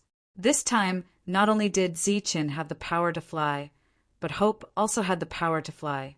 Not long after, all the underworld ghosts here were killed. The altar fell, and the captive area collapsed. All the humans regained their freedom, but their faces were full of confusion. They did not know what had happened, until Zichen appeared in their field of vision. After seeing Zichen in the sky, all the humans knelt on the ground and prayed devoutly to Zichen. Zichen looked around and saw that there were more than 100,000 humans. According to the scale, this was definitely a large force among the underworld ghosts. Compared to Apollo, he was much more powerful. Zichen waved his hand, and a golden light appeared in his palm and flew in all directions. The golden light scattered in the sky, turning into countless small dots of light, and entered the bodies of the humans. This was the power of awakening. If someone was talented, they could take this opportunity to become an awakened human. However, they could only become an awakened human, not a devourer. You are free. After saying this, Zichen turned and left. On his shoulder stood a little black beast. Time passed, and the sun rose and set. In this world, The range of human activities became larger, and the number of awakened humans increased. The number of underworld ghosts decreased rapidly. One altar after another disappeared, and one underworld ghost force after another was destroyed. The humans of various forces began to communicate with each other, and human civilization began to multiply. During this period, no one would forget the figure of the sage standing in the sky, and the divine beast beside him. No one knew the name of the saint, but everyone remembered the godlike golden figure. It was his appearance that changed everything for the human race. There were many legends about the sage, but no one really remembered what the sage looked like. The only clear memory was that beside the sage, there was a little beast that would never grow up. And the little beast beside the sage was naturally a divine beast. Under the influence of human civilization, cities rose from the ground, and one after another, famous awakened humans protected the well-being of mankind with great perseverance. Time and time again, the awakened ones and the underworldly specters engaged in life and death battles, gradually driving the underworldly specters to another location. It was impossible for them to be destroyed forever, or rather, it was impossible for them to be destroyed temporarily. In a place called Saint Arrival City, a human sitting cross-legged in cultivation suddenly released a powerful aura. He had awakened. He stood up and immediately kowtowed to the sky in a very sincere manner. This kowtow was directed at the sage. Similar things happened almost every day. There were villages, cities, and human tribes. Time seemed to have lost its meaning to Zichen. He had long forgotten how many sunrises he had experienced. He measured the size of this world with his feet and stepped into all the areas where humans lived. Originally, he abhorred evil and did not let any underworld ghosts go. But after losing the underworld ghosts, there would often be some humans who were crueler than the underworld ghosts. Although they were humans, the things they did were crueler than the underworld ghosts. Gradually, Zichen found that because there were no enemies, some humans' evil thoughts were maximized. So in the end, Zichen would intentionally or unintentionally let some underworld ghosts go. Finally, there were no more captive areas in sight. After walking for who knows how long, Zichen finally felt tired. He decided to go back, because there was another place where there were people he was familiar with, and also people he cared about. The Bufon tribe was a large tribe with a large population. Although it was located in a remote area, it was a very famous trading center, because this tribe was the first force to have the ability to protect humans. The leader was called Bufon, and it was said that he was a powerful awakened human. The second leader, Qing Yi, was a very beautiful woman. There had always been rumors that Qing Yi, who did not care much about affairs, was actually the wife of the leader, Bufon. The third leader, August, very few people knew his name. He rarely appeared and was extremely mysterious, but there had always been rumors that he was the most powerful existence in the Bufon tribe. On this day, a man and a beast arrived outside the Bufon tribe. Many people glanced at their rival of this stranger, but they were indifferent. It was another admirer and imitator of the sage, but he was too poor to even buy a golden robe. The legend of the sage had long spread to all the places where humans lived in this world. Because of the worship of the sage, many people began to imitate him, wearing golden robes and bringing along a small beast. In this Bufon tribe, there were no less than 20 imitators who came every day. Along the way, Zichen was already used to those imitators, and when those people saw Zichen's poor appearance, they would often laugh in disdain. Zichen looked at the territory that was countless times bigger than before, and the corner of his mouth could not help but smile. Since he was back, he naturally had to find a friend. He sensed Qing Yi's existence and directly walked to her residence. But before he could reach Qing Yi's door, Zichen was stopped by two people. Outsiders are forbidden to set foot in this place. Leave quickly. Chapter 4064. A commotion broke out in the quiet Bufon tribe. More and more tribesmen gathered here, their faces filled with disbelief. The two guards from before seemed to have been petrified. It wasn't that they hadn't seen much of the world. It was just that the scene before was too shocking. The shabby-looking impersonator that they had stopped had actually been personally invited inside by the Chingy clan's leader. If that was the case, it would be fine. What shocked them the most was that when Chingy Chief came out and saw the impersonator, the first thing she did was give him a hug. Even though Bufon Chief and Chingy Chief were rumored to have an ambiguous relationship, their relationship wasn't so good that they would hug each other in public. The people who gathered here also saw the scene before, so they gathered here to discuss. Which faction is that impersonator from? Why haven't we seen him before? He looks very young. Could he be the child of some faction's leader? How is that possible? He must be the second chief's friend. The second chief doesn't even care about the head chief. Why would she care about another chief's child? But I've never heard of the second chief having a male friend. Asterisk, asterisk, asterisk, asterisk, asterisk, asterisk, asterisk, asterisk, asterisk, asterisk. Not bad, you're already a chief. After entering Chingy's room, Zichen's mood improved a lot, so he started to joke around. What else could it be? Chingy couldn't hide the smile in her eyes. You don't have any position. Why didn't you bow when you saw the chief? Then, Chingy gave Zichen a hug. Feeling Zichen's aura, Chingy's eyes became moist. I knew you would be fine. I knew that the legendary saint must be you. Although she had some guesses in her heart, it was different from seeing Zichen in person. All her previous worries had disappeared at this moment. Zichen patted Chingy's back gently and comforted her with a smile. Zichen, are you back? Suddenly, a loud shout came from outside. Although the voice sounded old, it was full of energy. After so many years, Zichen could still recognize the voice. It was his cheap grandfather. They had different names, but they were related by blood, Li Haoqing. When the two of them separated, Li Haoqing had already walked in from outside without even knocking on the door. Seeing the two of them standing there without doing anything else, the old man seemed a little disappointed. He still remembered the cave from back then. Unfortunately, nothing happened between the two of them at that time. Otherwise, they might have had a child. To be able to make that last, Chingy throw herself into your arms. I knew that you were back. Li Haoqing laughed loudly. It was unknown if he was deliberately trying to let the people outside hear him. On Chingy's face, there was a rare shy expression. Zichen looked at Li Haoqing from head to toe. Your body is quite strong. Of course.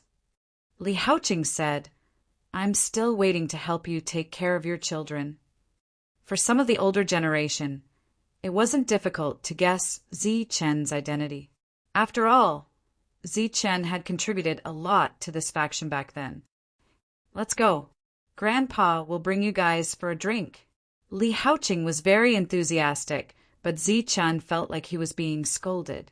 When the three of them walked out of the room, there was already a group of people outside. Everyone looked at Zichen curiously. Li Haoqing waved his hand and said, Disperse. What's there to see? Although Li Haoqing was not the leader, his prestige in the tribe was still very high. After all, he was an old hunter, and his combat strength was not weak. As his voice fell, the crowd dispersed. However, their eyes were still full of curiosity towards Zichen.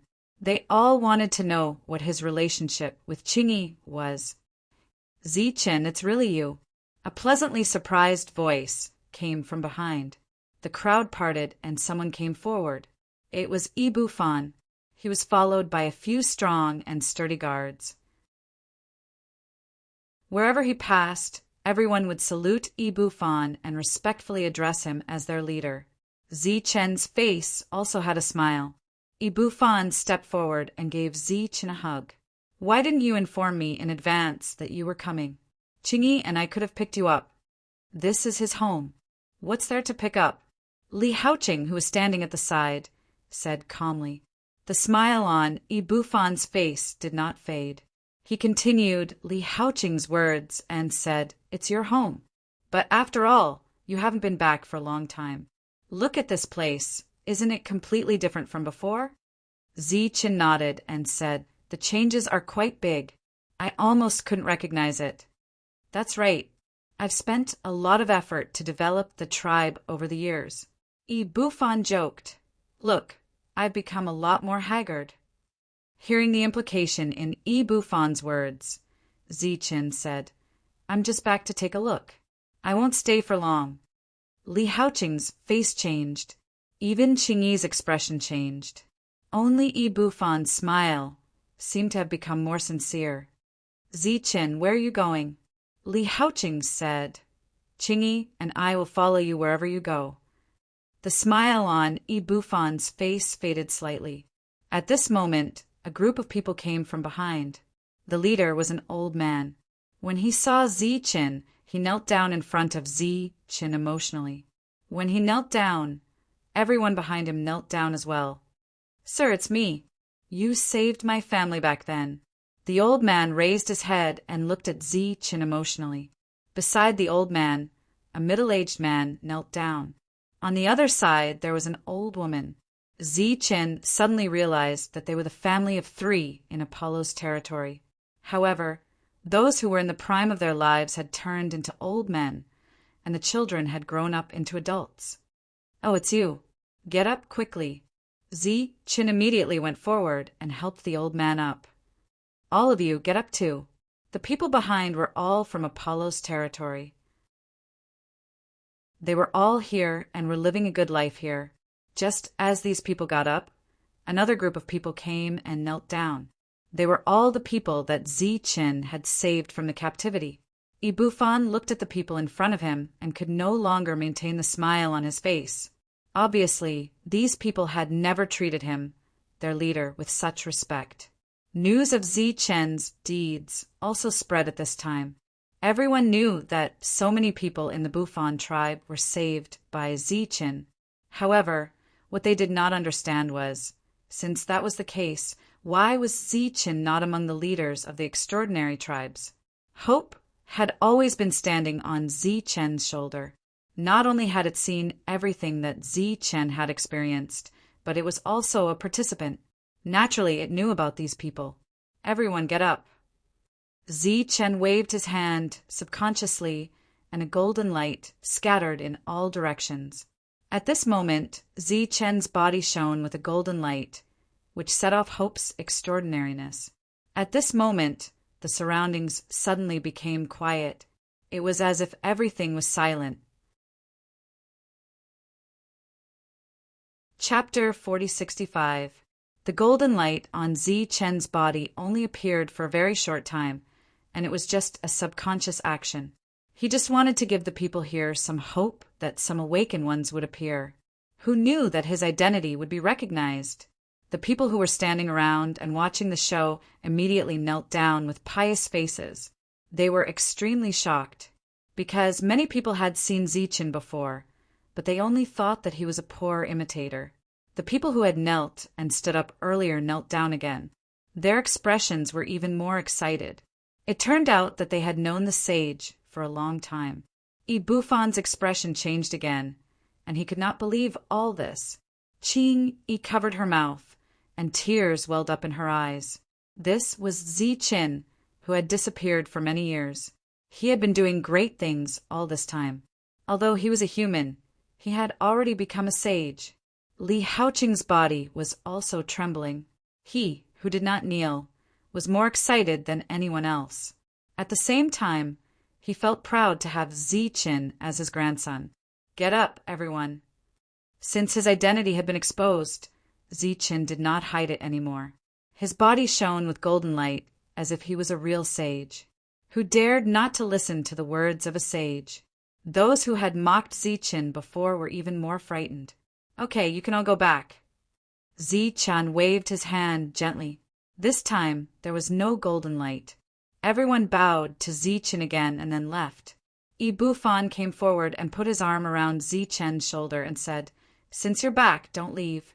This is your home." Qing Yi glanced at Ibu Fan, but did not say anything. "Let's go, I'll treat you to a drink." Ibu Fan said to a person behind him, "Go and call the third leader here. Tell him that Zi Chun is back. Also, you don't have to follow us." After they left, Ibu Fan looked at Zi Chen from head to toe and said in amazement, "Amazing, really amazing! I didn't expect that after so many years, you would become a sage." Zi Chen was a little unaccustomed to Ibu Fan's enthusiasm. They came to a tavern, and just as they sat down, the third leader, Angus, arrived. "Boss, it's really you."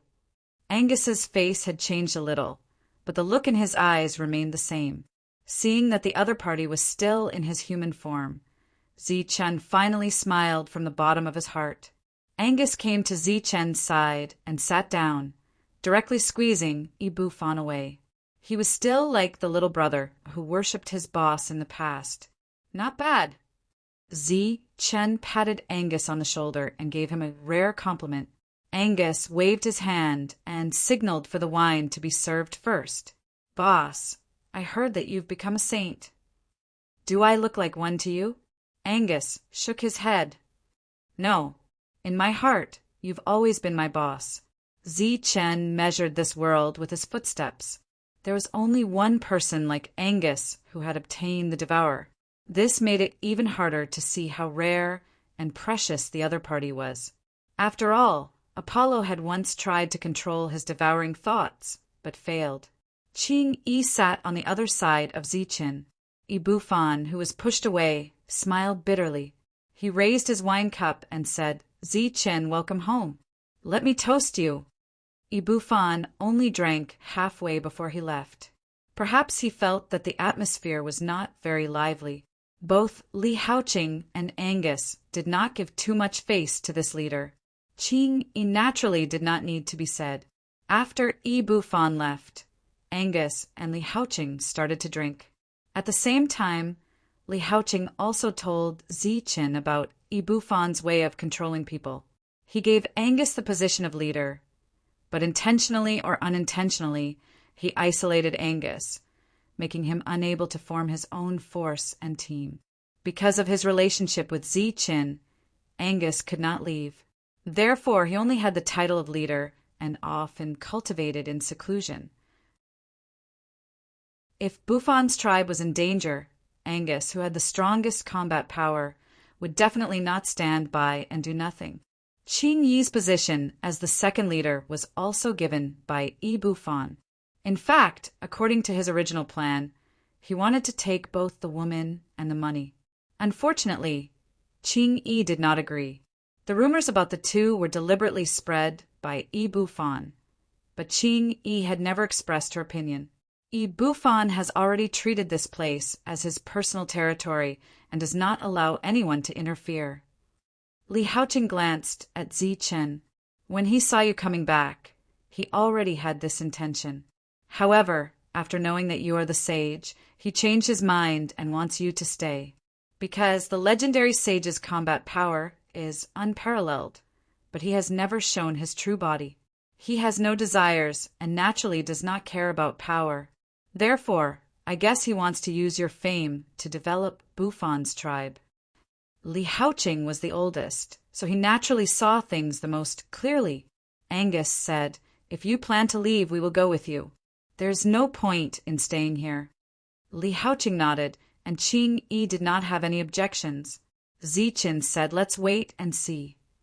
When they walked out of the tavern, there were many people outside. Obviously, they all wanted to see the invincible sage. "Let's disperse."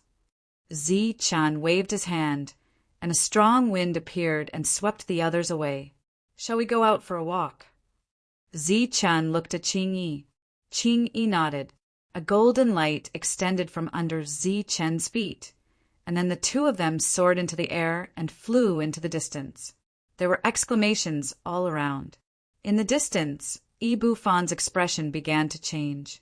The two of them left the tribe and then descended. Qing Yi was a little uncomfortable. She tidied up her slightly messy hair. Zi Chen looked around and said, "Many things have changed since we came back here, but the environment here has not changed. Qingyi smiled and said, "Back then, this was where we met, living a precarious life. Let's go take a look again." Okay. The two of them set foot on the place where they used to live.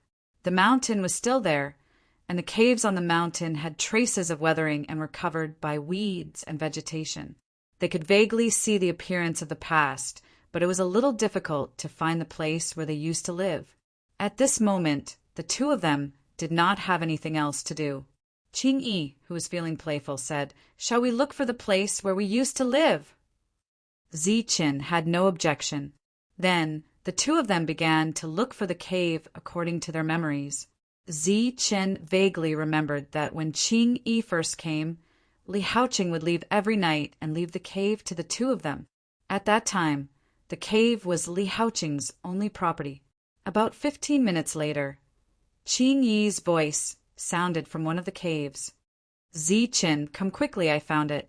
They're the words we left behind back then." Ziqin heard her voice and entered the cave. Indeed, he saw some words that were not very clear.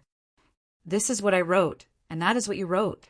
This seems to be the dream we had back then, and we wanted to become the people in the dream." Qingyi pointed in a direction. Ziqin walked forward, wanting to see what he wrote. There was a smile on his face, as if he was admiring his childish actions back then. Chapter 4066. After reading the content, Ziqin could no longer remain calm.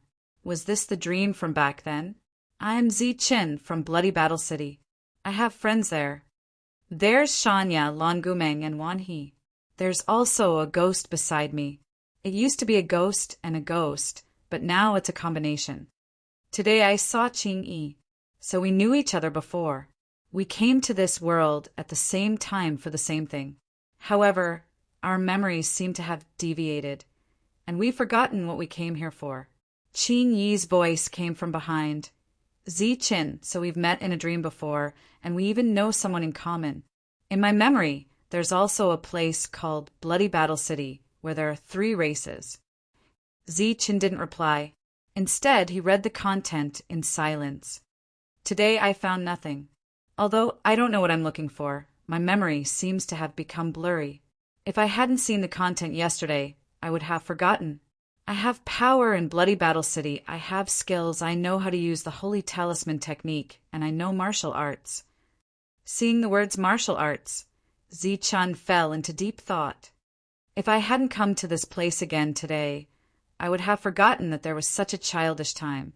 However, that's when we chase our dreams. Qingyi said with a smile. The content didn't resonate with him. "Today, the ghost came to devour humans again. We can't go on like this. I'm very sure that it wasn't a dream. My memory is real, but I don't know why it's disappearing. Now I can only try my best to remember what I remember. I have a weapon, a staff, and a shield. I'm good at close combat. I have a holy talisman brush that I can't remember the name of. I can draw talismans for long-range attacks." The content was so clear that it was as if it had happened before. Back then, the two of them were so persistent, chasing their dreams every day. However, even the two of them didn't know what they were looking for. The ghost is a huge hidden danger. We've been raised in captivity. If we have the power in our dreams, it won't be a problem to deal with these ghosts. No, that's not a dream. I have that kind of memory. I believe it. We have to think of a way to deal with the ghost. It doesn't matter if it's a dream or not. If we don't get rid of the ghost, then we will have no future. However, I still firmly believe that the things in the dream were real, because this was the only way to explain why I had no memory of my previous life. I don't live in this place. I come from a place called Bloody Battle City. I came here to find something. I've already thought of a way to deal with the underworld ghost, and I've already started implementing it. That was the end of the story, as the next step was to continuously deal with the underworld ghosts. There was no time to chase dreams. After reading all the content, Ziqin found it hard to calm down. He turned around and looked at Qingyi. At this moment, there was no smile on Qingyi's face. She seemed to have sunk into deep thought. There was silence in the cave. Ibufan stood in his own room with a gloomy expression on his face. This was because he had obtained a new clue about Zi Qin and Qing Yi. The two had gone to the place where they used to live, and it was said that they had even drilled into a cave. We've already walked out of that place. Are you going back now to reminisce about the past, or do you want to return to your original life? The teacup in his hand shattered, and the tea spilled on the ground. Or should I say, rekindling old feelings? Zichin, although you're back, I absolutely won't allow you to destroy everything I have, even if you're an invincible saint. Men. Asterisk, asterisk, asterisk, asterisk, asterisk, asterisk, asterisk, asterisk, asterisk, asterisk, Qing. He collected her thoughts and said with some emotion, "So, you and I were both dreamers back then." Zichin said, "Was it just a dream?" Qing Yi looked at him. "Was it not a dream?" Zichin said, "If it was a dream, why did you appear in my dream, and why did we have a common acquaintance in that dream?" Qing Yi shook her head and said, "Perhaps this is the peculiarity of dreams. In that strange dream, we were omnipotent." Zichen's hand flashed with a golden light, and a staff and shield appeared in his hands at the same time. Qing Yi looked at Zichen in confusion. "Take a look at what I've recorded." Zichen walked over and began to carefully look at Zichen's memories. "I don't know if the contents here are real or not, but I really did master the attack techniques of the staff and shield. They appeared in my mind naturally, and they helped me in a dangerous situation." Zichin said, I also know how to fight, but I've never learned it before. It's as if I learned it naturally." Qing Yi thought for a moment and said, "Perhaps this is a coincidence." Zichin shook his head. "Of course there are coincidences, but there's absolutely no such coincidence." Qing Yi said, "But if this is not a dream, how do you explain all this? Everyone has the memories of you and me growing up, and they can tell us everything we've experienced." This was clearly what Zichin was puzzled about. At first, he also thought that this was a dream, and as the situation became urgent, they had long forgotten about this matter. But today, seeing the words left behind, the memories of the past were gradually awakened. Wasn't the reason why these words were left behind to remind him not to forget? At this moment, thousands of people had gathered outside the Bufon tribe. Under the lead of their leader, they walked in this direction. The leader, Ibufan, was furious. In private, there were rumors that the saint who had just appeared had seduced the leader's wife. Obviously, this was to catch them red-handed. Many people were in the mood to watch the show. Zichen couldn't accept that this was just a dream, but he couldn't give any explanation. All of a sudden, Hope jumped out and flew to the side of Zichen's name that he had written. Its body floated in the air, and then it pointed at the word ghost. Zichen and Qing Yi were attracted by Hope's action. The next moment, Hope stretched out its little paw and pointed at itself. It did this 3 times, as if to tell Zichen an important truth. Zichen subconsciously said, "You mean you know the ghost?" Hope shook its head, then pointed at the ghost and itself 3 times. Then it pointed at the ghost and itself 3 times, and repeated 3 times. Zichen looked at Hope's actions and its expression, and his expression gradually changed. "You mean they are you?" Hope nodded. "The ghost spirit is you, the underworld ghost is you, and similarly, the combination of the two is also you." Zichen stared at Hope. "Is your original name Ghost?" Hope continued to nod, its eyes shining. It wanted to tell Zichen that all of this was real. Boom! It was as if thunder had exploded in his mind, dispersing the fog. Countless rays of golden light bloomed from Zichen's body. As the golden light surged, the memories that had been sealed by the golden light in Zichen's mind were instantly unsealed. A memory appeared in his mind. It was when he was comprehending the black plate, and he shouted at the old voice that came from nowhere, I am Zichin. I come from the Saint Spirit realm, and I am here for the ghost soul-devouring technique. The memories that had disappeared all those years ago resurfaced one by one. It was like a replay, and the memories that were originally blurry and even forgotten gradually became clear. It was when he had just gained consciousness, and Li Haoqing's ghostly cries rang in his ears. At that time, he had a grandfather who was extremely good to him. At that time, Zichen's memories were the clearest, and he could remember everything that had happened in Bloodbath City. However, as time passed, his memories began to fade. It was not until he met Qing Yi that she realized this, and the two of them began to record the process of his memories disappearing in words in the cave. In the end, they still forgot everything.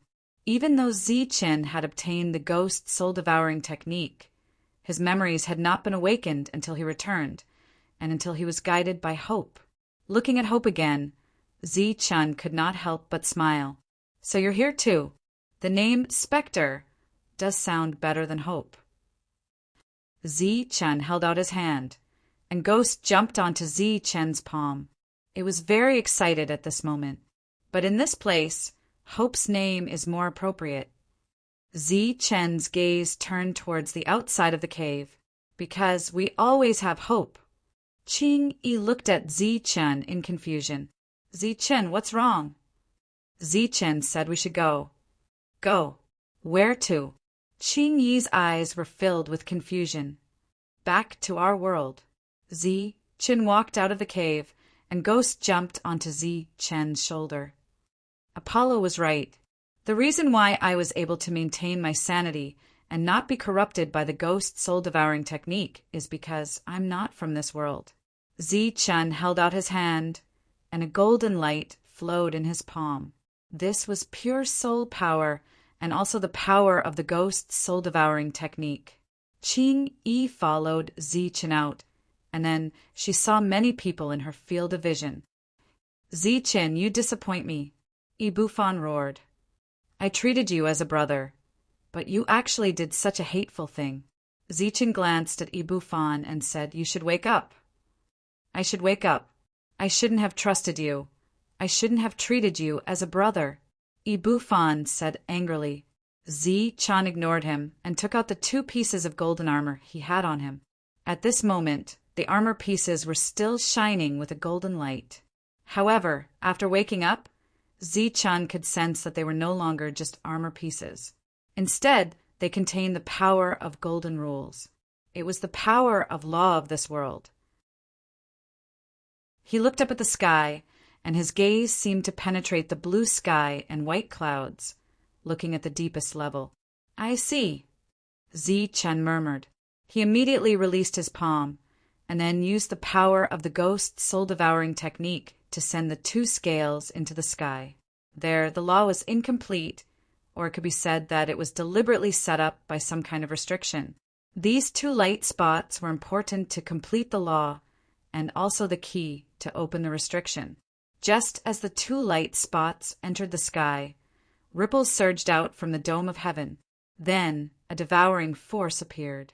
The whole world felt this devouring force, and then pieces of black scales flew up one after another.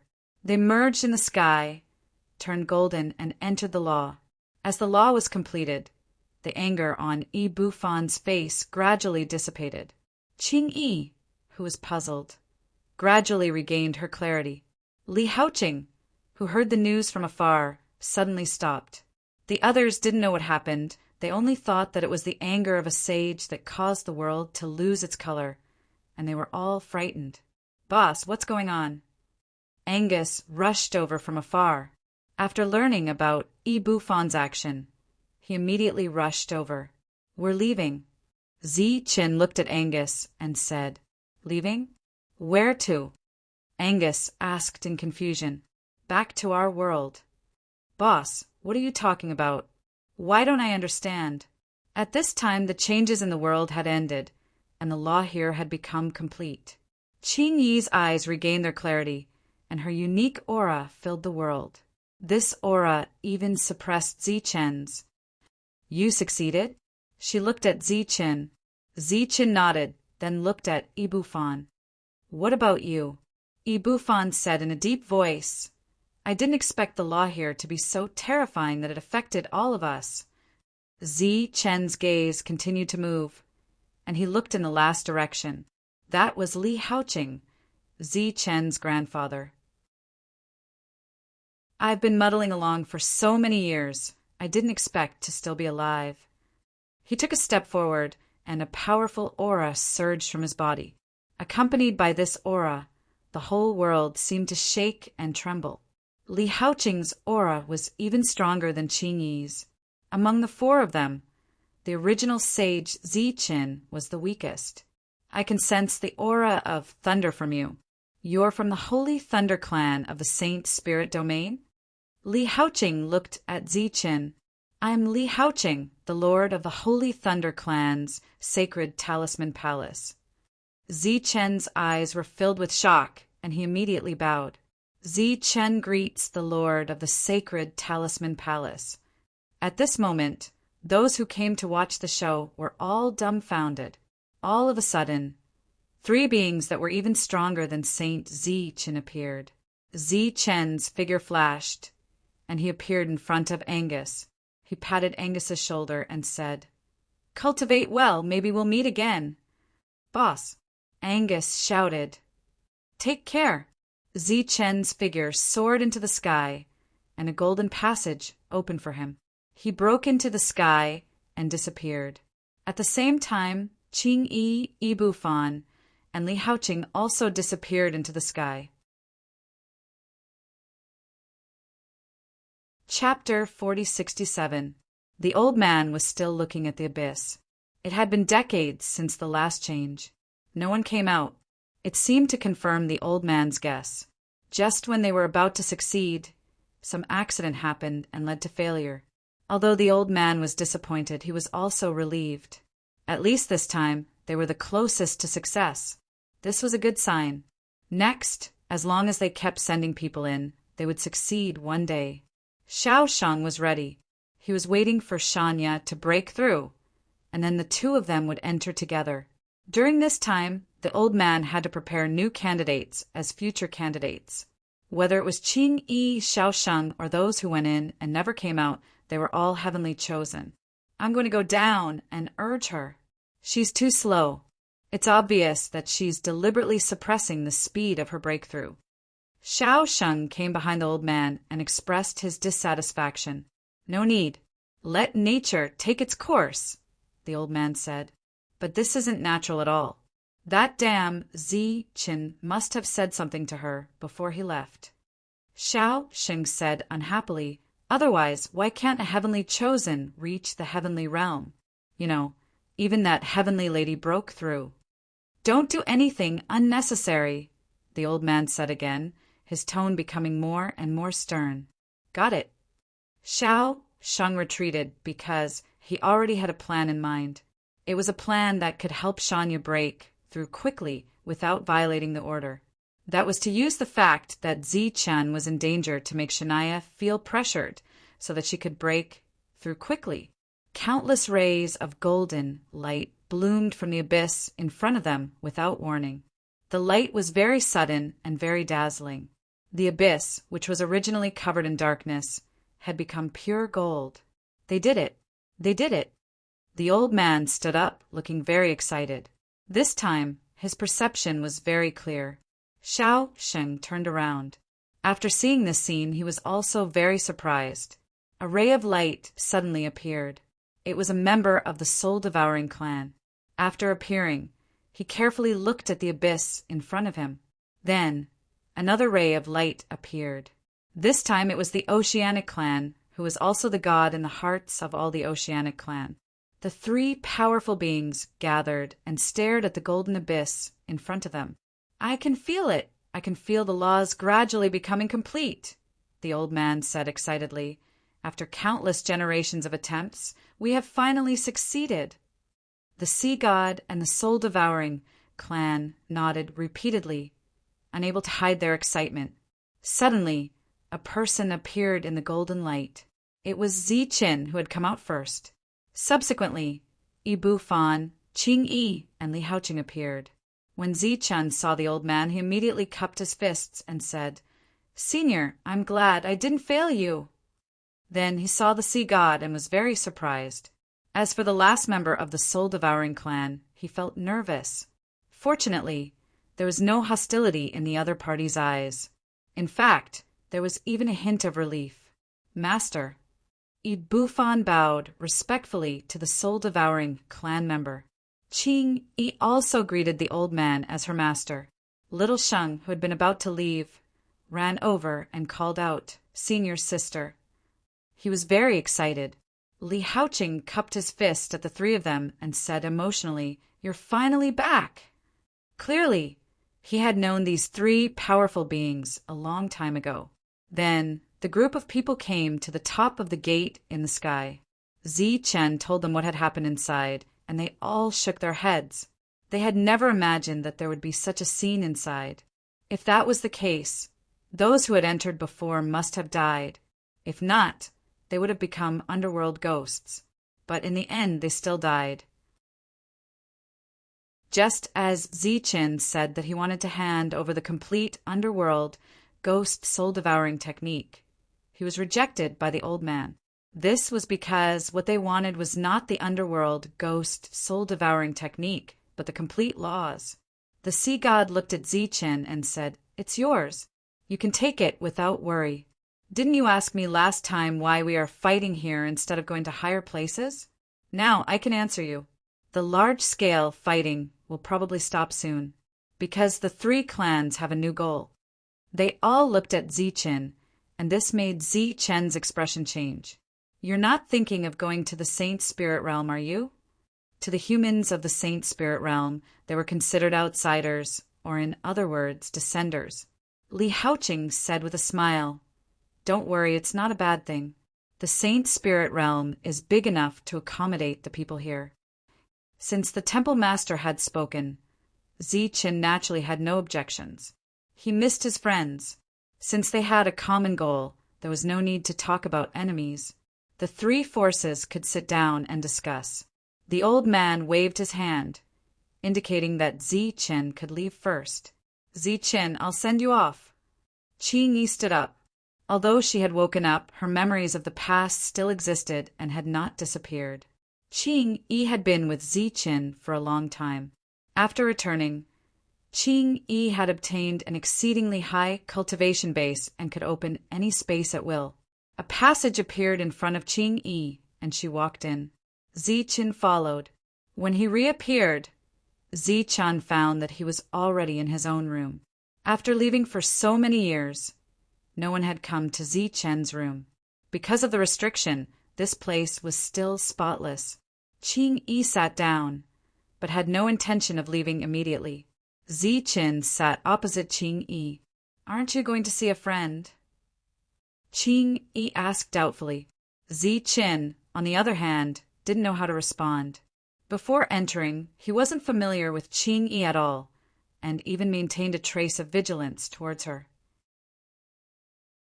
However, after experiencing the same things inside, the two of them had obviously become friends.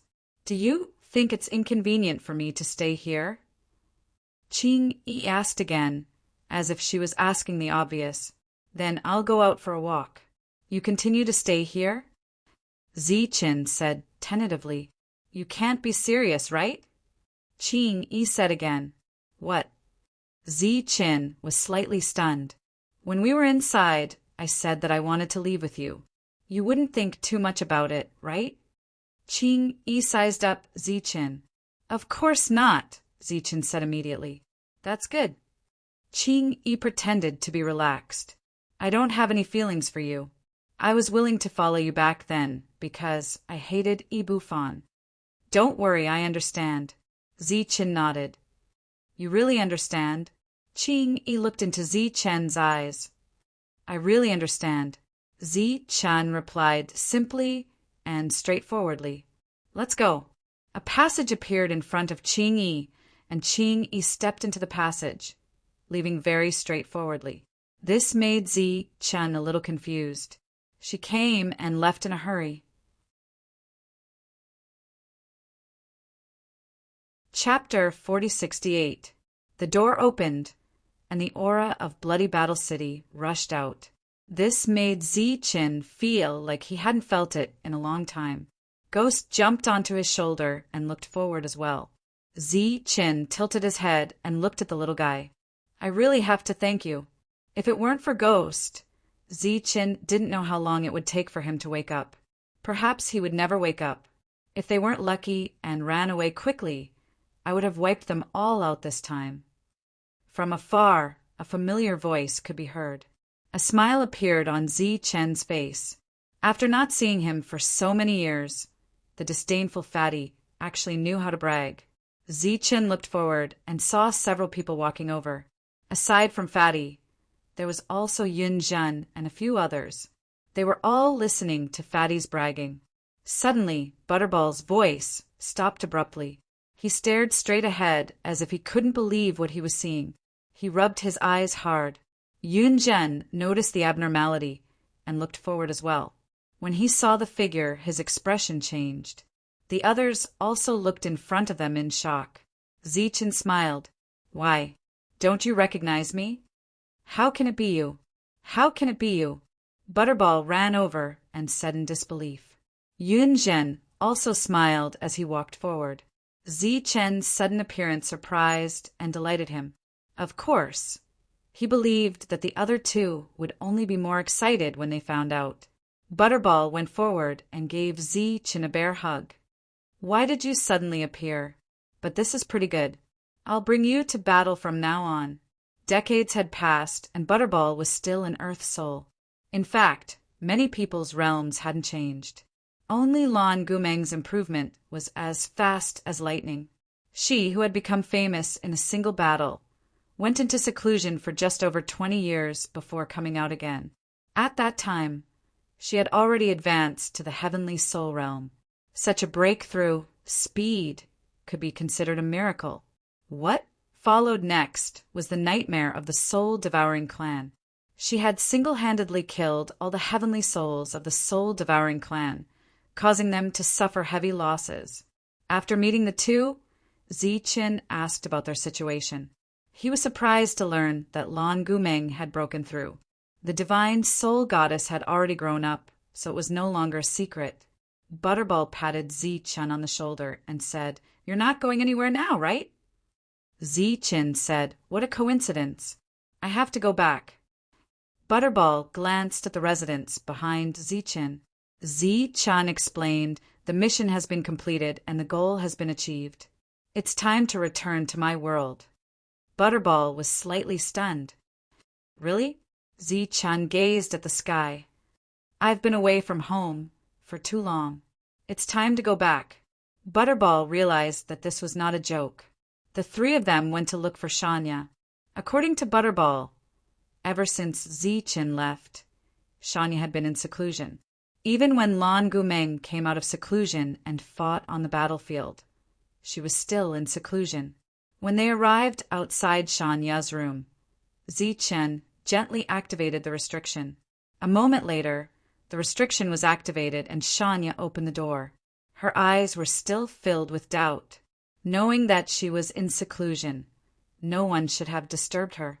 However, when she saw the smiling person in front of her, her expression immediately changed. Zi-Chen, she shouted in disbelief. Zi-Chen smiled and nodded. It's me. I've completed my mission and returned. A fragrant breeze caressed his face. Shania had already jumped into Zi-Chen's arms. Butterball and Yun Zhen stood to the side. The two of them looked at each other and pursed their lips. If others saw this, who knew how many people would be sad? Lan Gumeng had not returned from the battlefield. Only Shania was here. About a day later, Lan Gumeng returned from the battlefield. Naturally, her battle results were brilliant. Seeing Zi-Chen, she was very excited. I'm going to say goodbye to everyone. Do you want to come with me? These words were naturally directed at the two women. Butterball and Yun Zhen belonged to the battlefield. Naturally, this place belonged to them. Can we leave? Shania asked, puzzled. Although the battle will continue, it won't be as tragic as before. If you want to leave, you can go back and take a look. Ziqin had already confirmed this with Qingyi. According to the other party's methods, she could bring them to any place in this world. Shanya said, "In that case, let's go back and take a look." In truth, she wanted to spend more time with Ziqin because this farewell might be an eternal one. After staying in Bloodbath City for 2 days, the three of them bid farewell and left. Lan Gumeng already had the strength of a heavenly soul, while Ziqin and Shanya were still earthly souls. However, Ziqin did not plan to stay here any longer. After meeting his friends, he would leave. The Temple Lord knew the way out. After all, the Temple Lord had already returned and come back. Ziqin's first stop was the Sacred Mountain. Shanya and Lan Gumeng went to find Lan Hongyi, while Ziqin ascended the Sacred Mountain to see the Mountain Lord. The old man received Ziqin at the peak of the Sacred Mountain. After hearing the news brought by Ziqin, the old man became very excited. After being here for so many years, he could finally return. The passage will open once. I'll have to trouble the Mountain Lord to use the name of the Sacred Mountain to inform all the descenders in this world to gather at the Sacred Mountain and leave together. The Mountain Lord naturally had no objections. After leaving the Sacred Mountain, Ziqin went to the Sacred Mountain City. At this moment, everyone had already gathered there. Besides Lan Hongyi, Noah was also here. It was rare for everyone to gather together. 2 days later, Jiao and Fang Wulian also received the news and arrived. It was said that the two of them came together. Whether it was the Jiao clan or the Fang clan, they were currently on the right track. After staying in the Sacred Mountain City for another 2 days, everyone went their separate ways. This separation might be an eternal one. Looking at everyone who was reluctant to leave, Ziqin said, "If you all cultivate well, we will be able to meet again when you leave this place. Remember, you can find me at the Holy Thunder Clan." Lan Hongyi and Noah returned to the Sacred Mountain, while Fang Wulian and Jiao went back together. The three of them went straight to Luowei City. After seeing all his friends and saying goodbye to everyone, it was finally time to leave. Although Shanya knew that this day would come, her eyes were still red. She was very reluctant to part. Lan Gumeng, on the other hand, was controlling his emotions. He was not as sad as Shanya. Ziqin said, "Take care of yourselves. Perhaps we will meet again in the future." Can we really meet again? Shanya couldn't hold back her tears anymore. Ziqin had said this many times, but she didn't really believe it. Ziqin nodded and said, "Indeed, we can meet again. This world is gradually becoming complete. Once you reach a high level, you can step into another world and space." Finally, Ziqin hugged the two girls. A transmission passage appeared behind Ziqin, and Qingyi walked out. "It's time to go." This transmission was opened for Ziqin alone.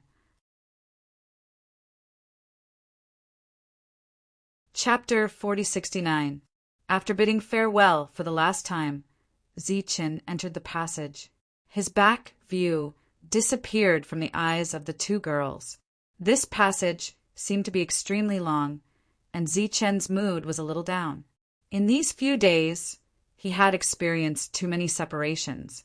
"Since you care so much, why don't you stay?" Qingyi tilted her head and looked at Ziqin in confusion. Ziqin didn't know how to answer this question. He was naturally reluctant to part, but he still had many things to deal with in the Saint Spirit world. Most importantly, he had enemies there. In the years he wasn't there, he didn't know how his world developed. The long years were enough to make many people forget him and ignore his reputation.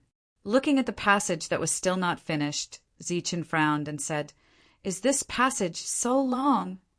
"TSK, I see that you're in a bad mood, so I want you to calm down." Qingyi lightly stomped her foot. "You don't understand my good intentions at all." In his field of vision, the passage had already come to an end. Ziqin walked out of the passage and found that it wasn't the Saint Spirit world, nor was it the place he came from.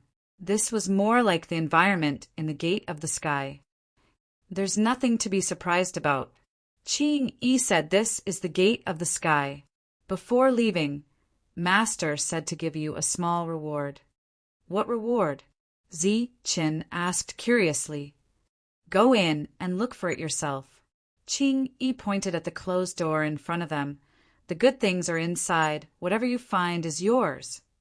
Are you very familiar with this place? Zi Qian looked at Qing Yi. What do you think? Qing Yi didn't answer and asked back. Then can you give me some friendly tips? Zi Qin asked again. There's no friendship between us, no tips.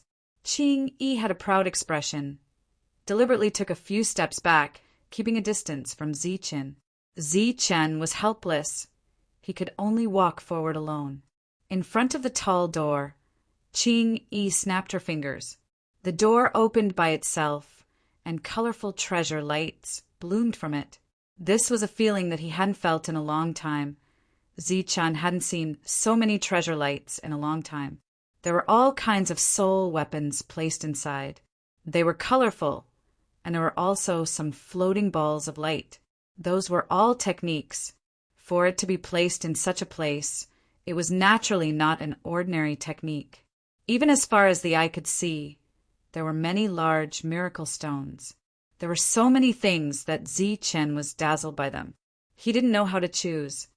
Master said that you can only take one set of the things here. Qing Yi's voice drifted over from outside the door. She didn't enter and continued to maintain her distance from Zi Qian. A set? Zi Qian's gaze began to shift. Clearly, a set of items meant more than one, and this was more cost-effective. This could be considered as Qing Yi's reminder to him. It could greatly reduce the scope of his actions. In the end, Zi Qian's gaze landed on a set of weapons. It was a black shield and a black spear. Just as his gaze landed on it, the soul power in his body began to circulate on its own. This was the power of the fighting technique, and at the same time, it was also the highest level of fighting technique. The power of death. Without any hesitation, Zi Qian made his choice. The black shield and spear flew toward Zi Qian, and he caught them in his hand. An ancient and heavy feeling spread out from them. Your luck is not bad. These are the few ancient weapons in the world. It is said that they are used in conjunction with a certain technique. Qing Yi's voice rang out again. Clearly, this was her affirmation of Zi Qian's choice. Zi Qian put away the weapons and turned to leave. The door closed by itself. This time, it was Qing Yi who had helped him through a small back door. However, this great kindness was not something that could be expressed with words. You have taken the items. You can go now. Seeing Zi Qian walk out, Qing Yi pointed to the side where a spatial tunnel appeared. It turned out that the tunnel to leave was controlled by the Gate of the Sky. It could be opened at any time. Zi Qian clasped his fists at Qing Yi and thanked her. Then he stepped into the tunnel. The moment he entered the passageway, it was as if a strong force had landed on Zi Qian's body. This was a tearing force. When this force appeared, Zi Qian felt as if his body was about to be torn apart. In the next moment, he felt as if he had turned into a ray of light. This ray of light spun rapidly in the space until his consciousness completely returned. He saw himself standing motionless on the spot. Zi Qian, who still vaguely remembered the scene from back then, was now looking at him from head to toe. When he first came here, his physical body and power were separated. Only his soul left. However, looking at it now, everything was normal. It was as if it was just a dream. He mobilized his power again and activated the power of the ancient thunder flame. It was still the power of 6 stars. Sensing his soul, it was also 6 stars. As for the Earth Soul realm, did not exist. Was it a dream? Soon, Zi Qian realized that this was not a dream. It was real, because the black soul power that he had condensed using the dark ghost soul devouring technique had turned golden. This was the power of the complete dark ghost soul devouring technique. In addition, The memory of the combat technique was still in his mind. The soul weapon was also there. With a flash of light, the holy talisman brush appeared. It was the unfathomable after the fusion. It seemed that everything was real, and this time he had finally returned. The pressure that had weighed down on him when he first entered had also disappeared. Zi-Chin turned around and saw a passage appear behind him. "Temple Master, time is running out. What should we do?" A young man looked at the Temple Master of the Holy Talisman Palace and said with a frown, "Where is the person I asked you to recruit? Has there been no movement?" The Deputy Temple Master of the Holy Talisman Palace, Fu Lao, looked at the young man beside him. The minimum requirement for this gathering of the 4 clans is a 5-star Holy Talisman Master. Even with the name of the Holy Thunder Clan, we can't recruit them. The young man said there were a few candidates, but for some reason, they suddenly rejected us. Rejected? Who would reject the Holy Thunder Clan? I asked around in private. It seems to have something to do with the Leizheng family. The young man looked around carefully. After seeing that there was no one else, he said in a low voice, "It's the Leizheng family again." Fu Lao's eyes flashed with anger. The young man said again, "Who asked the Leizheng family to suffer a great loss last time? Not only did they not gain anything in the immortal region, but they also suffered a great loss. Moreover, when they entered the Holy Talisman realm last time, almost all the Holy Talisman Masters raised by the Leizheng family went in." Speaking of this, Fu Lao could only smile bitterly. It was not just the Leizheng family. In order to strengthen the Holy Talisman Dao of the Holy Thunder Clan, the Holy Talisman Masters of the Holy Talisman Palace and other Holy Talisman Masters had all gone in. Who knew that they would be gone for hundreds of years? There had been rumors that the Holy Talisman Masters who went in had all been wiped out. This matter not only alarmed the higher-ups, but even the Holy Sage was alarmed and asked about it. However, no one could say for sure what happened to those people. And this time, no one would believe that the other 3 Holy Talisman clans did not intend to suppress the Holy Thunder Clan by organizing such a gathering. After all, the Holy Thunder Clan had benefited the most from the trip to the immortal region last time. Everyone was jealous. Just as the 2 were at their wits' end, a ray of light suddenly appeared in the sky. Chapter 47. The sudden appearance of the passageway gave the 2 of them a fright. One must know that this was the sacred Talisman Palace. No one could casually enter, and no one could forcefully open a passageway to barge in. Just as the 2 of them were on guard to see if there was an unknown enemy approaching, they saw the person clearly. For a moment, their faces were filled with shock. It was Zi-Chin, the Zi-Chin who had disappeared for hundreds of years. Zi-Chin. Old Fu couldn't believe what he was seeing, and he shouted. The young man was also very surprised. Compared to hundreds of years ago, the other party's appearance hadn't changed at all. There had always been a rumor in the outside world that an accident had occurred when the sacred talisman realm opened hundreds of years ago, causing the Holy Thunder Clan to be completely annihilated. "I'm finally back." Looking at this familiar place, Zi-Chin sighed. It had been a long time. Then he saw Fu Lao and saluted Fu Lao with cupped fists. "You're finally back." Fu Lao looked at the passageway above and said excitedly, "Where are the others? When did they come back?" However, he soon realized that the passageway was slowly closing. Fu Lao was slightly taken aback and said nervously, "You're the only one who came back? Where are the others?" "Fu Lao, don't worry. The others are fine. They just can't come back for the time being." Zi-Chin saw the change in Fu Lao's expression and explained, "They're really fine." Fu Lao couldn't believe it. "They're really fine." Zi-Chin nodded and promised. That's good.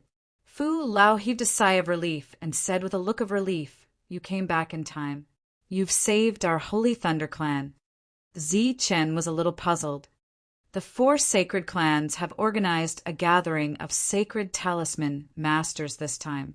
It is said that they have made a new discovery, but the prerequisite is that they must be at least a 5-star sacred talisman master. After hearing Fu Lao's explanation, Ziqin understood Fu Lao's difficulties. Back then, when the Holy Talisman realm opened, those who wanted to go and could go had all gone. Hence, the Holy Thunder clan no longer had so many qualified Holy Talisman masters. When will the party begin? Ziqin asked. 7 days later, Fu Lao said. Ziqin nodded. Since there was still time, he would go back first. He wondered how his world was developing. However, before they left, Ziqin told Fu Lao to prepare a reception ground for the others. Besides the Holy Thunder clan, there were also sacred talisman masters from other clans. Actually, this was a good thing for the Holy Thunder clan because they could make use of this opportunity to befriend those sacred talisman masters with great potential. After leaving the sacred talisman palace, Ziqin didn't go back immediately. Instead, he went to look for Grace. After the previous incident, she had been put in an important position by Lei. Her current position shouldn't be low. Durag, who was in charge of reception, looked at Ziqin with a strange gaze. This stranger is so arrogant. He actually wants to see the Lord. Doesn't he know the Lord's identity? Doesn't he know how busy the Lord is? Seeing that the other party was about to chase him away, Ziqin said again, "Just say that Ziqin is back and is waiting for her outside." Those who could come here were of high status. This made Durag mutter to himself. Moreover, he seemed to have heard the name Ziqin somewhere before. After a slight hesitation, he decided to pass on the message. It was better to avoid trouble. Perhaps he really was a friend of the Lord. If the Lord didn't want to see him, it wouldn't be too late for him to chase him away. However, Durag was just a receptionist. It wasn't easy for him to see the Lord because the Lord was too busy. It was said that the Lord was in his current position hundreds of years ago. However, after a great upheaval, the Lord was recognized by the higher-ups and her position continued to rise. However, he also heard some gossip. Over the years, the Lord seemed to have encountered some suppression from the outside world. Although she wasn't demoted, she had many things to do and was very busy. In fact, Durag was also a little nervous because he wasn't sure if the Lord would see him. Durag came to Grace's office. He also needed someone to announce his arrival before he could see the Lord. Durag? I know. Let him in. Durag, who was a little nervous, heard the Lord's voice. It was still so sweet. The Lord was a veritable beauty of Lei. Durag was flattered that His Excellency knew about him. What's the matter? After Durag came in, Grace asked. It could be seen that her eyes were tired. She should have been working for a long time. At this moment, Durag suddenly regretted. Since the Lord was so busy, why did he bother the Lord? However, since he was here, he naturally had to make things clear. Otherwise, the Lord would definitely blame him for disturbing her. "My Lord, there is a man called Ziqin outside. He said he came back and wants to see the Lord." Durag said, "What?" Grace suddenly stood up and said, "What did you say?" "Say it again." Seeing the Lord's emotional state, Durag knew something was wrong. "I said that the Lord is busy, but he still wants to see the Lord." Grace asked, "What's his name?" He said his name is Ziqin. As soon as Durag's voice fell, he felt a gust of wind in front of him. There was a fragrance in the wind, but it was too strong. He couldn't help but step back. By the time he steadied himself, there was already no trace of his master. What's going on? Durag was stunned. Ziqin didn't have to wait for too long before he saw Grace flying over from Leiyu's location. When she arrived in front of Ziqin, she quickly stopped. "It's really you." Grace didn't dare to believe it. Ziqin stretched out his arms, and Grace walked forward. When old friends met, a hug was necessary. Durag didn't know what was going on.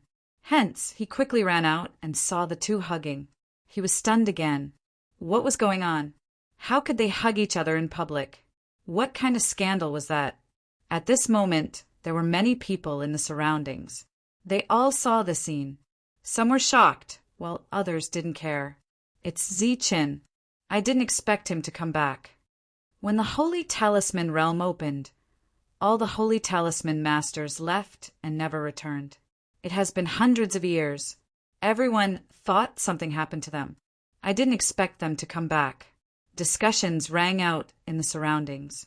When Durag heard it, he suddenly understood why the name Ziqin was so familiar. So it was the famous Ziqin from hundreds of years ago. His feats were innumerable. He, who appeared out of nowhere, not only made all the members of the Holy Thunder clan envious of him, but he also made many of the Holy Thunder clan's major powers suffer a great loss. It was said that he blocked the door of the core disciples with his own strength, forcing the core disciples of several clans not to take a single step out of their rooms. In the Holy Thunder clan, his battle prowess was unparalleled, and he suppressed those of the same level. In the entire Holy Spirit world, he was still a heaven's pride, and his fame soared. It was said that the last time he participated in the core disciple exam, he never returned. You look very tired. Do you have time? Can I treat you to something to eat? Ziqin looked at Grace. I naturally didn't have time in the past, but now I do.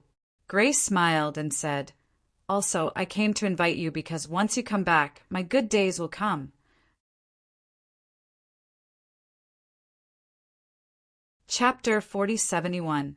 Ziqin and Grace sat opposite each other by the window. Looking at the exhausted Grace, Ziqin said, Tell me, what happened? The reason why he came to Grace first was to understand the recent situation, especially his own world. Grace naturally didn't hide anything from Ziqin and told him what had happened in the past few hundred years. When Ziqin and the others first entered the Holy Talisman realm, Grace was also the most valued. At the same time, it was also the lowest point for Leizheng and the other families. The mining in the Immortal region was still ongoing. As the greatest contributor, Ziqin, the other forces of the Holy Thunder clan naturally had to give him face. However, as time passed and the Holy Talisman masters didn't return for a long time, there are some discordant voices. Of course, this was actually deliberately done by some people. At first, everyone was able to suppress it, but as time passed and the rumors spread, everything changed. Grace said, No one can really do anything to me, but some small tricks in the dark are inevitable. Recently, I have a lot of work. Look, I'm haggard. Ziqin said, So my world isn't optimistic either. Grace nodded and said, Indeed. Moreover, the sage can't interfere in this kind of thing. After all, there are too many Holy Talisman masters this time, and it has hurt the foundation of the Holy Thunder clan. Of course, it's all secretly suppressing and not attacking or targeting on the surface. Then Grace smiled bitterly and said, But it's just that it hasn't been exposed. In fact, everyone is well aware.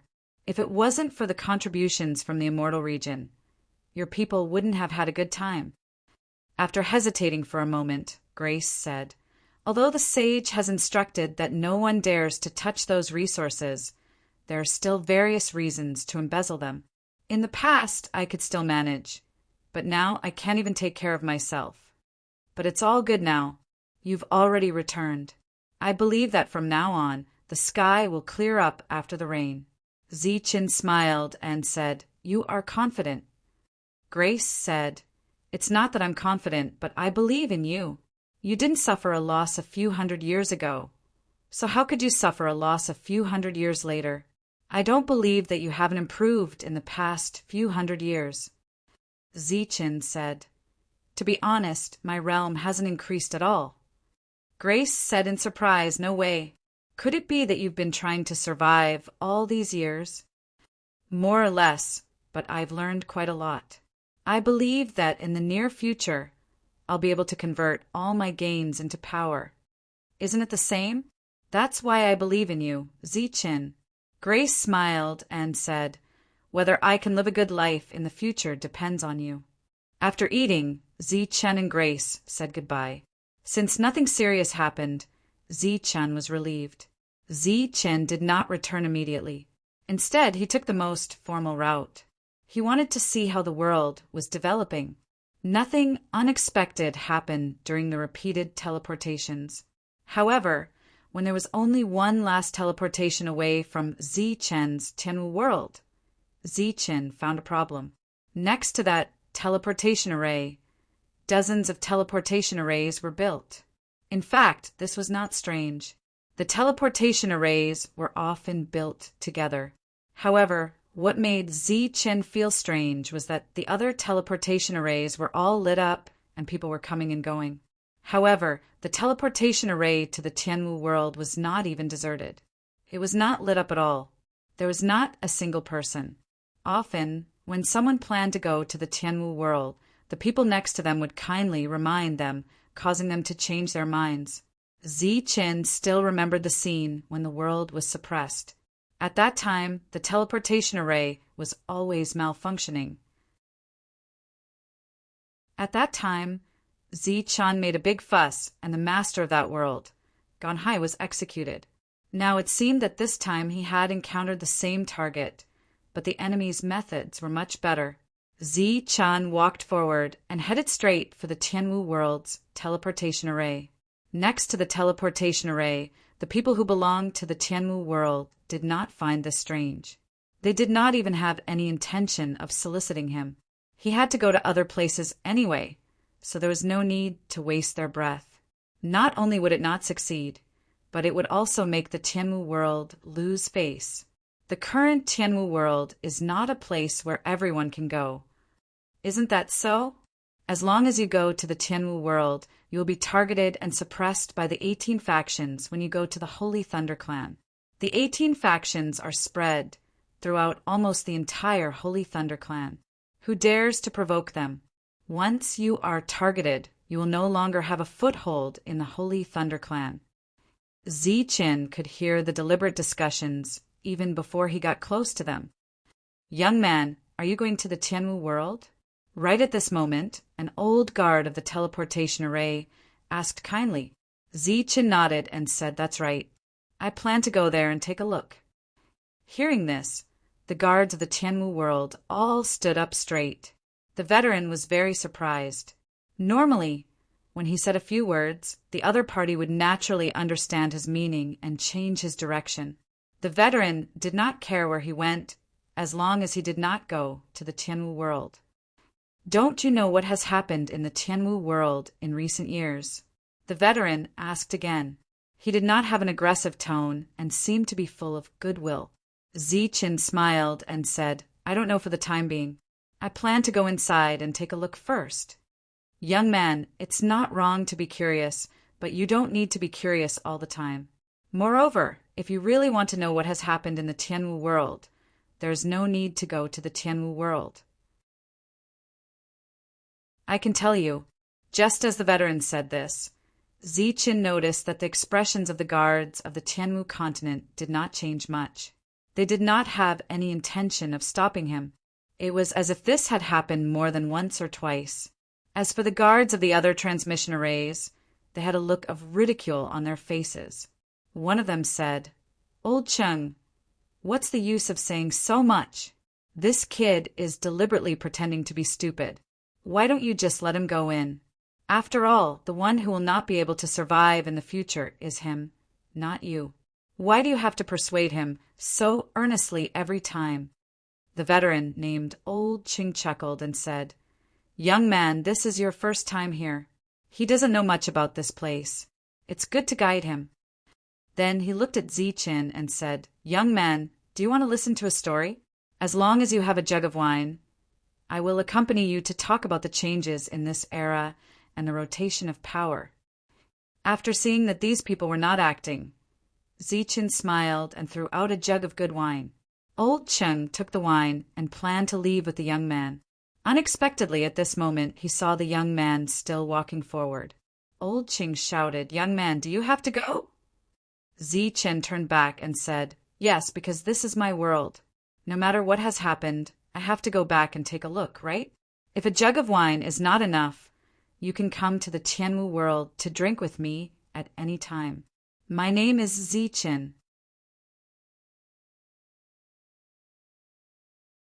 Chapter 4072. The veteran was stunned, as if he had been petrified.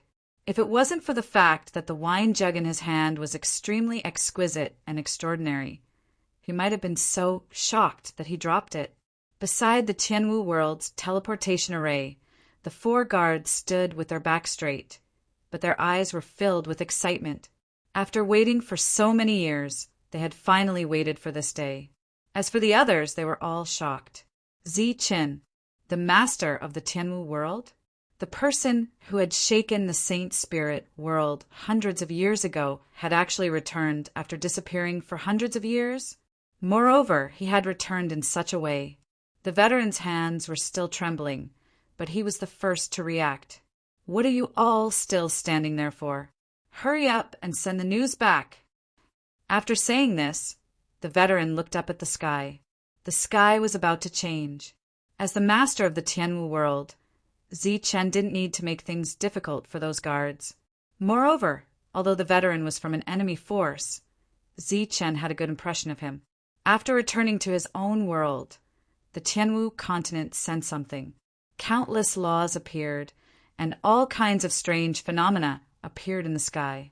Compared to hundreds of years ago, the Tianwu continent had become very deserted. The people living in the various cities all looked up at the strange phenomenon in the sky, very puzzled.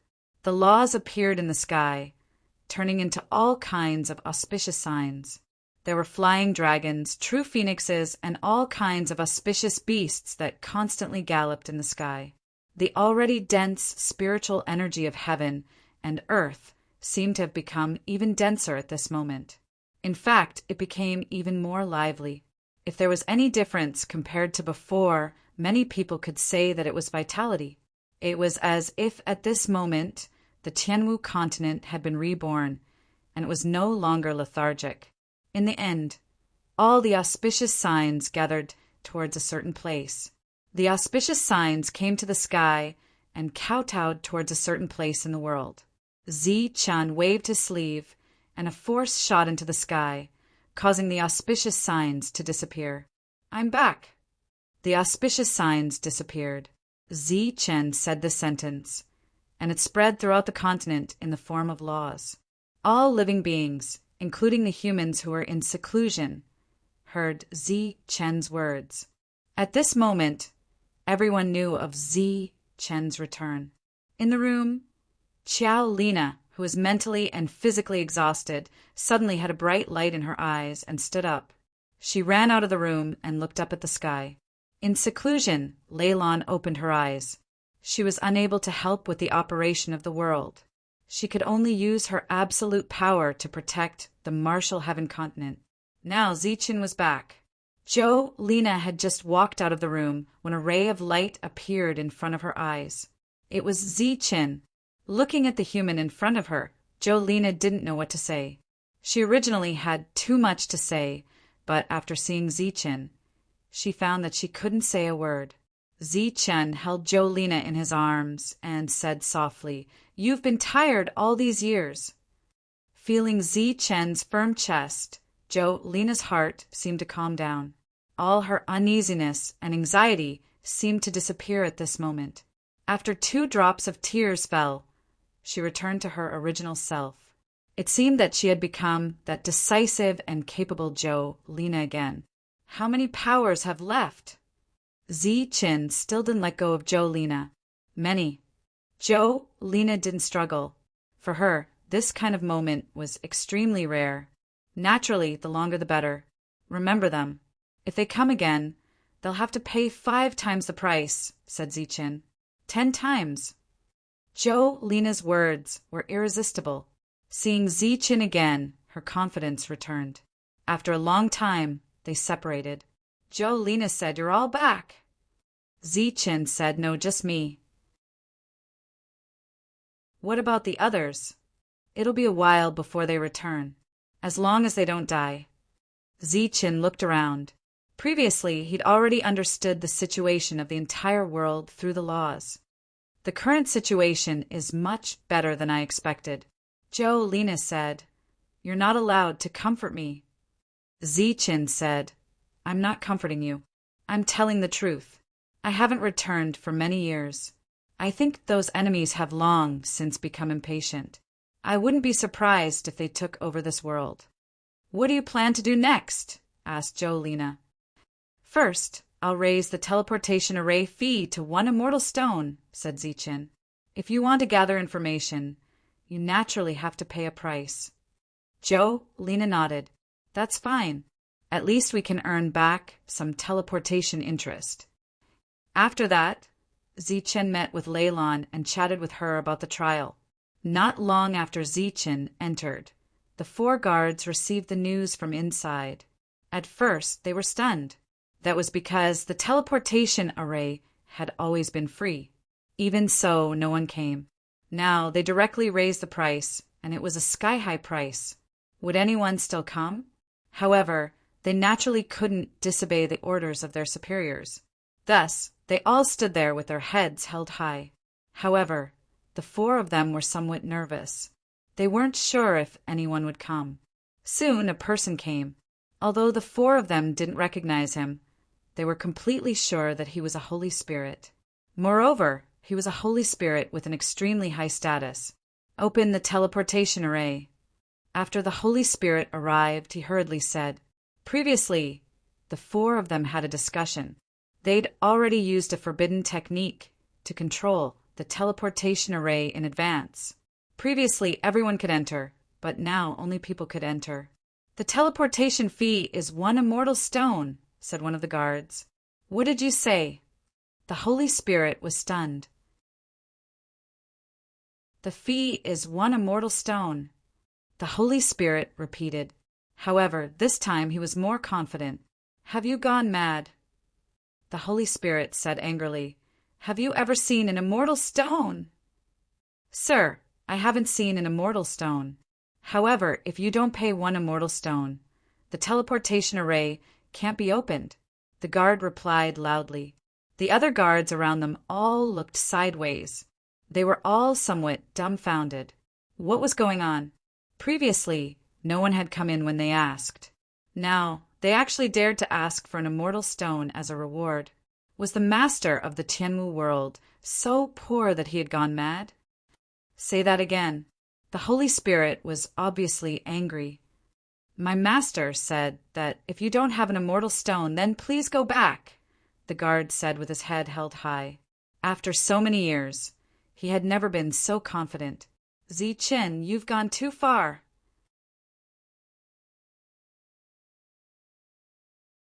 Chapter 4073.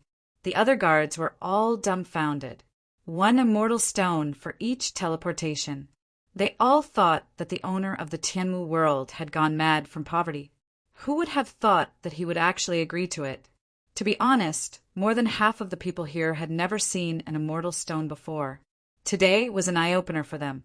The light emitted by the immortal stone was extremely dazzling. Even if it was the lowest grade, it was still an extremely valuable item. 1 immortal stone for each teleportation was really extravagant. To be honest, even an ordinary sacred spirit would not be able to accept it. The sacred spirit who had gone in earlier had an immortal stone with him.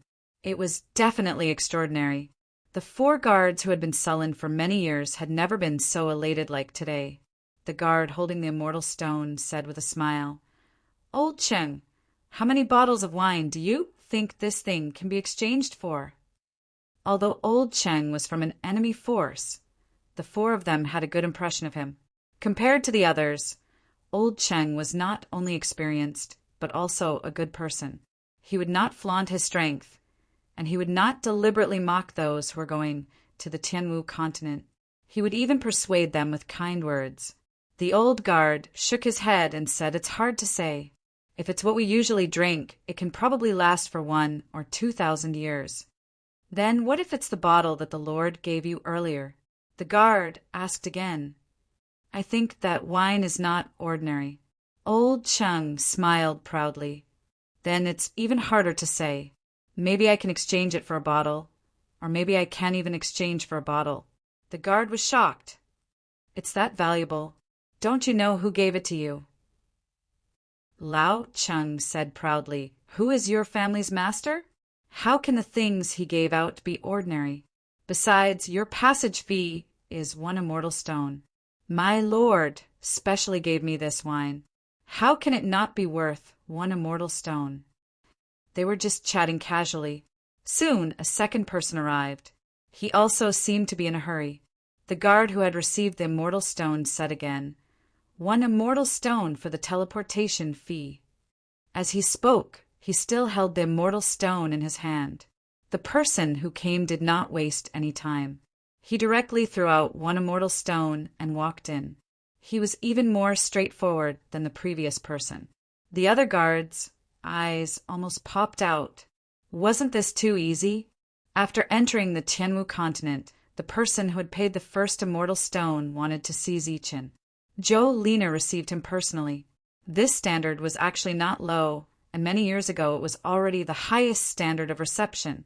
However, in the past 100 years, the development of the Sky Martial continent had not been satisfactory, so no one cared about Zhou Lina's identity. However, with Zichen's return, her confidence returned. Where's Zichen? I want to see him. The man went straight to the point. After a servant served a cup of tea, Zhou Lina said apologetically, Unfortunately, my master has just returned from a trial.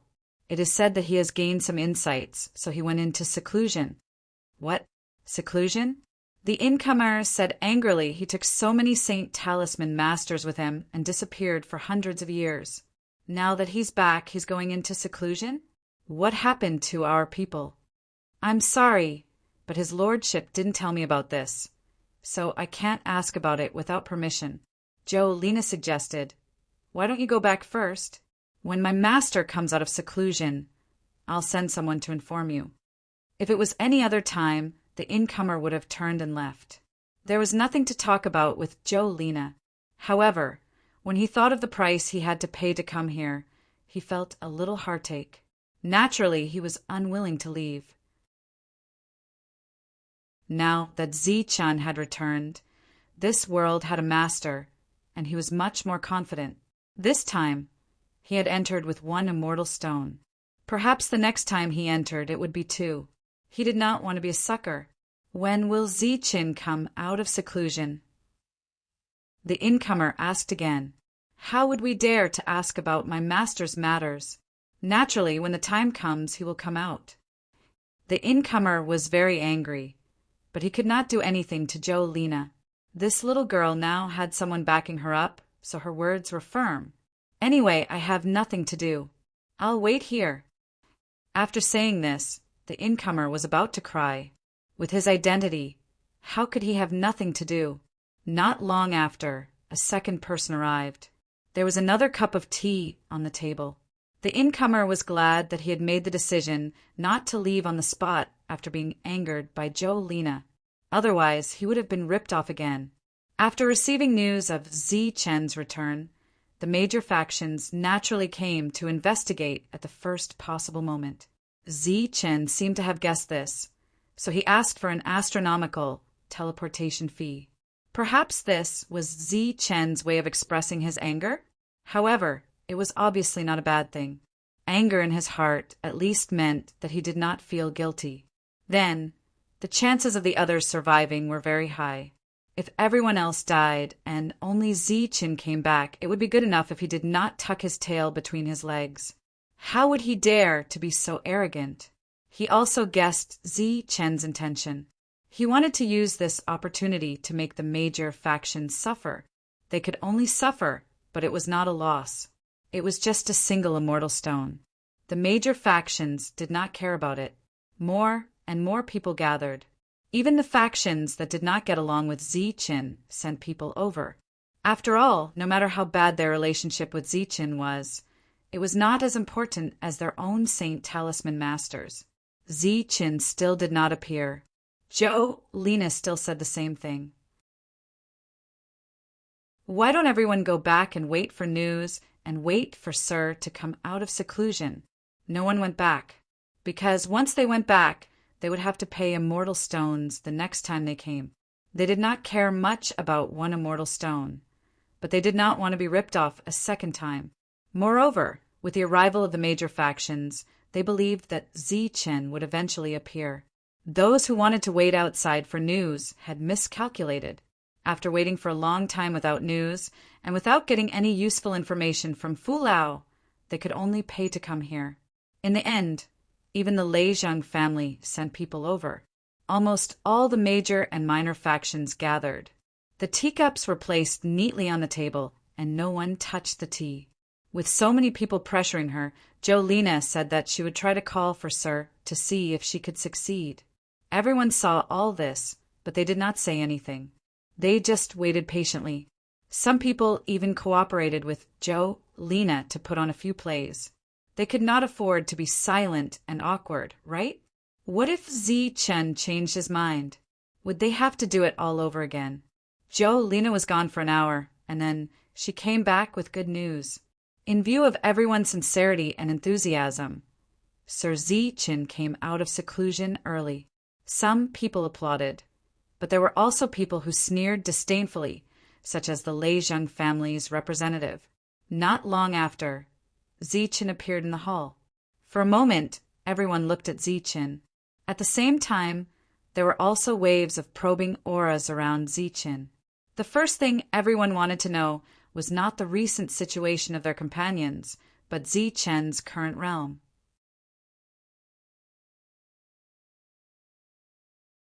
Chapter 4074. Everyone was disappointed. No one was able to detect Zichen's true cultivation base with their spiritual senses. This was naturally done by Zichen on purpose. Since they were going to discuss a major matter, he naturally couldn't reveal his true strength. It's rare for all of you to come to the Sky Martial Continent. I heard that in the past few hundred years, very few people have come here. After entering, Zichen went straight to the point. Everyone thought that Zichen would first exchange pleasantries with everyone. They didn't expect him to be so direct. This time around, I'm actually very disappointed because in the Holy Talisman realm, we worked hard and gained quite a lot. Although it took us some time to find the exit, everyone's growth has been witnessed by all of us. Zichen shook his head. I just didn't expect to see such a scene after returning. Dare I ask Zichen, what's the situation of the others? One of them stood up and asked. Zichen glanced at that person before sweeping his gaze around. Everyone wanted to know the answer. If there are no accidents, they should all be alive. Zichen didn't keep them in suspense and directly spoke about the topic that everyone was most concerned about. The majority of them heaved a sigh of relief. What do you mean by accidents? Another person asked. This person didn't have any direct conflict with Zichen. Clearly, he was someone chosen by the various powers to ask this question. Other than opportunities, there are also dangers in the Holy Talisman realm. There are also natives of the Holy Talisman realm. All of them have powerful soul energy, so it's natural for there to be deaths. Zichen continued. However, as long as they don't intentionally court death, they won't die under normal circumstances. Actually, what you should be most concerned about now isn't the life and death of those people. Instead, you should be more concerned about what's in that world. No matter what's in that world, it has nothing to do with us, right? That's just a training ground for Holy Talisman masters, right? Another person spoke. Zichen replied, you can say that, but you can also say that it's a place for refining souls. A place for refining souls? Everyone's expressions changed. That's right. That place is indeed an opportunity for saint symbol masters. However, it is more important for increasing one's soul power. It is a unique place for refining one's soul. Zichen said, in that place, everyone's soul power will increase rapidly. I discovered the passageway, so I came out first. Although the others came out later, it was only a matter of time. I won't hide it from everyone here, because it won't be long before you hear the news. That is the Lord of the Sacred Talisman Palace, who has always been in that world. And this time, if there are no accidents, the Lord of the Sacred Talisman Palace will also come out. What? The shock this news brought to everyone was not small. Back then, the Sacred Talisman Palace was definitely the top power of the Holy Thunder Clan. However, with the sudden disappearance of the Palace Master and the hasty resignation of the Deputy Palace Master, the Sacred Talisman Palace suffered a great loss. Thus, the Lezheng family, who had a Holy Venerable, took advantage of the situation and gradually grew stronger. If the Palace Master returned this time, it would be extremely shocking news to all the forces. This could possibly mean that the Sacred Talisman Palace would grow stronger again. That's all I have to say. As for the rest, you can ask your clansmen when they return. Ziqin said, "Oh, I forgot to say. Every one of them has gained a lot, even more than you can imagine. And this time, I came back to find a way to open a stable passageway to the Sacred Talisman Realm. At the same time, I want to make this passageway accessible to everyone." With that, Ziqin left. He did not look at the reactions of the others, because there was no need to. Not long after, the others would return, and they would naturally know the true value of that world. If he could really open that passageway, then the Tianwu world would have an endless stream of wealth in the future. At the same time, it would be able to nurture an endless stream of experts. After Ziqin left, Jolina stood up and looked at the representatives of the various clans. She said apologetically, "Everyone, I'm really sorry. Because the Tianwu continent needs to discuss the future development of the Tianwu continent, we need to use this conference hall for the discussion." Clearly, she was asking them to leave. In fact, these people were also preparing to leave. They needed to bring back the latest news as soon as possible. Moreover, this news was enough to shock everyone.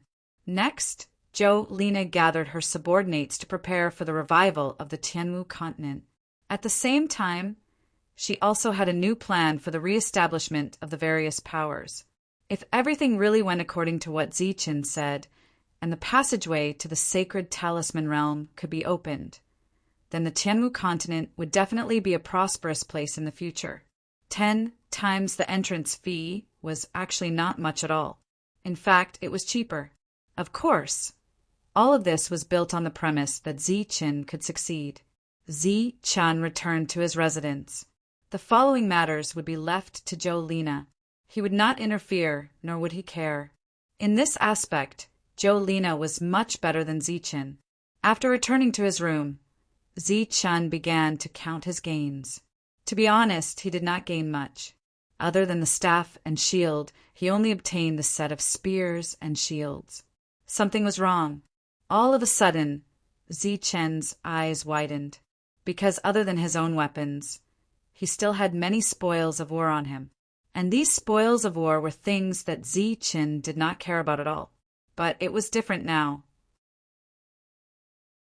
After returning to the Saint Spirit world, these soul weapons were rare treasures. Each of them could be sold for a sky-high price.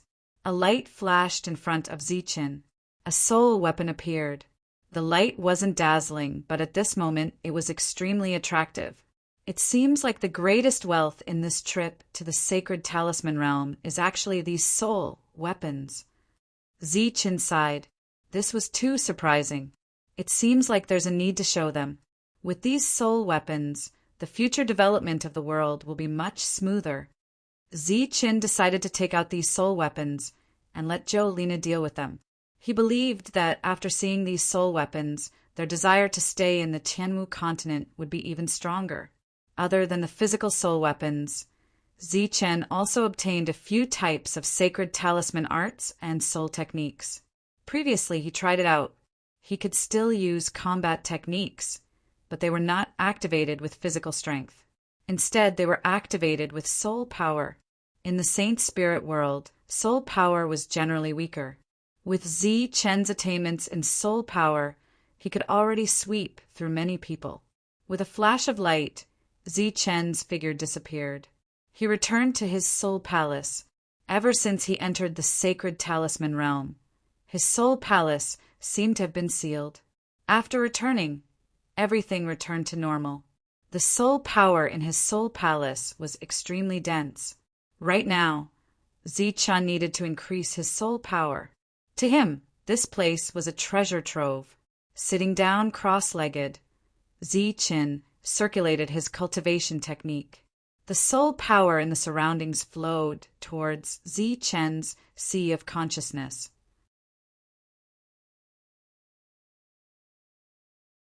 Chapter 4075. The soul power in the soul palace was very rich and extremely pure. Zi-Chen's soul power was obviously growing, and there were no bottlenecks to speak of. At this rate, the time for him to break through was just around the corner.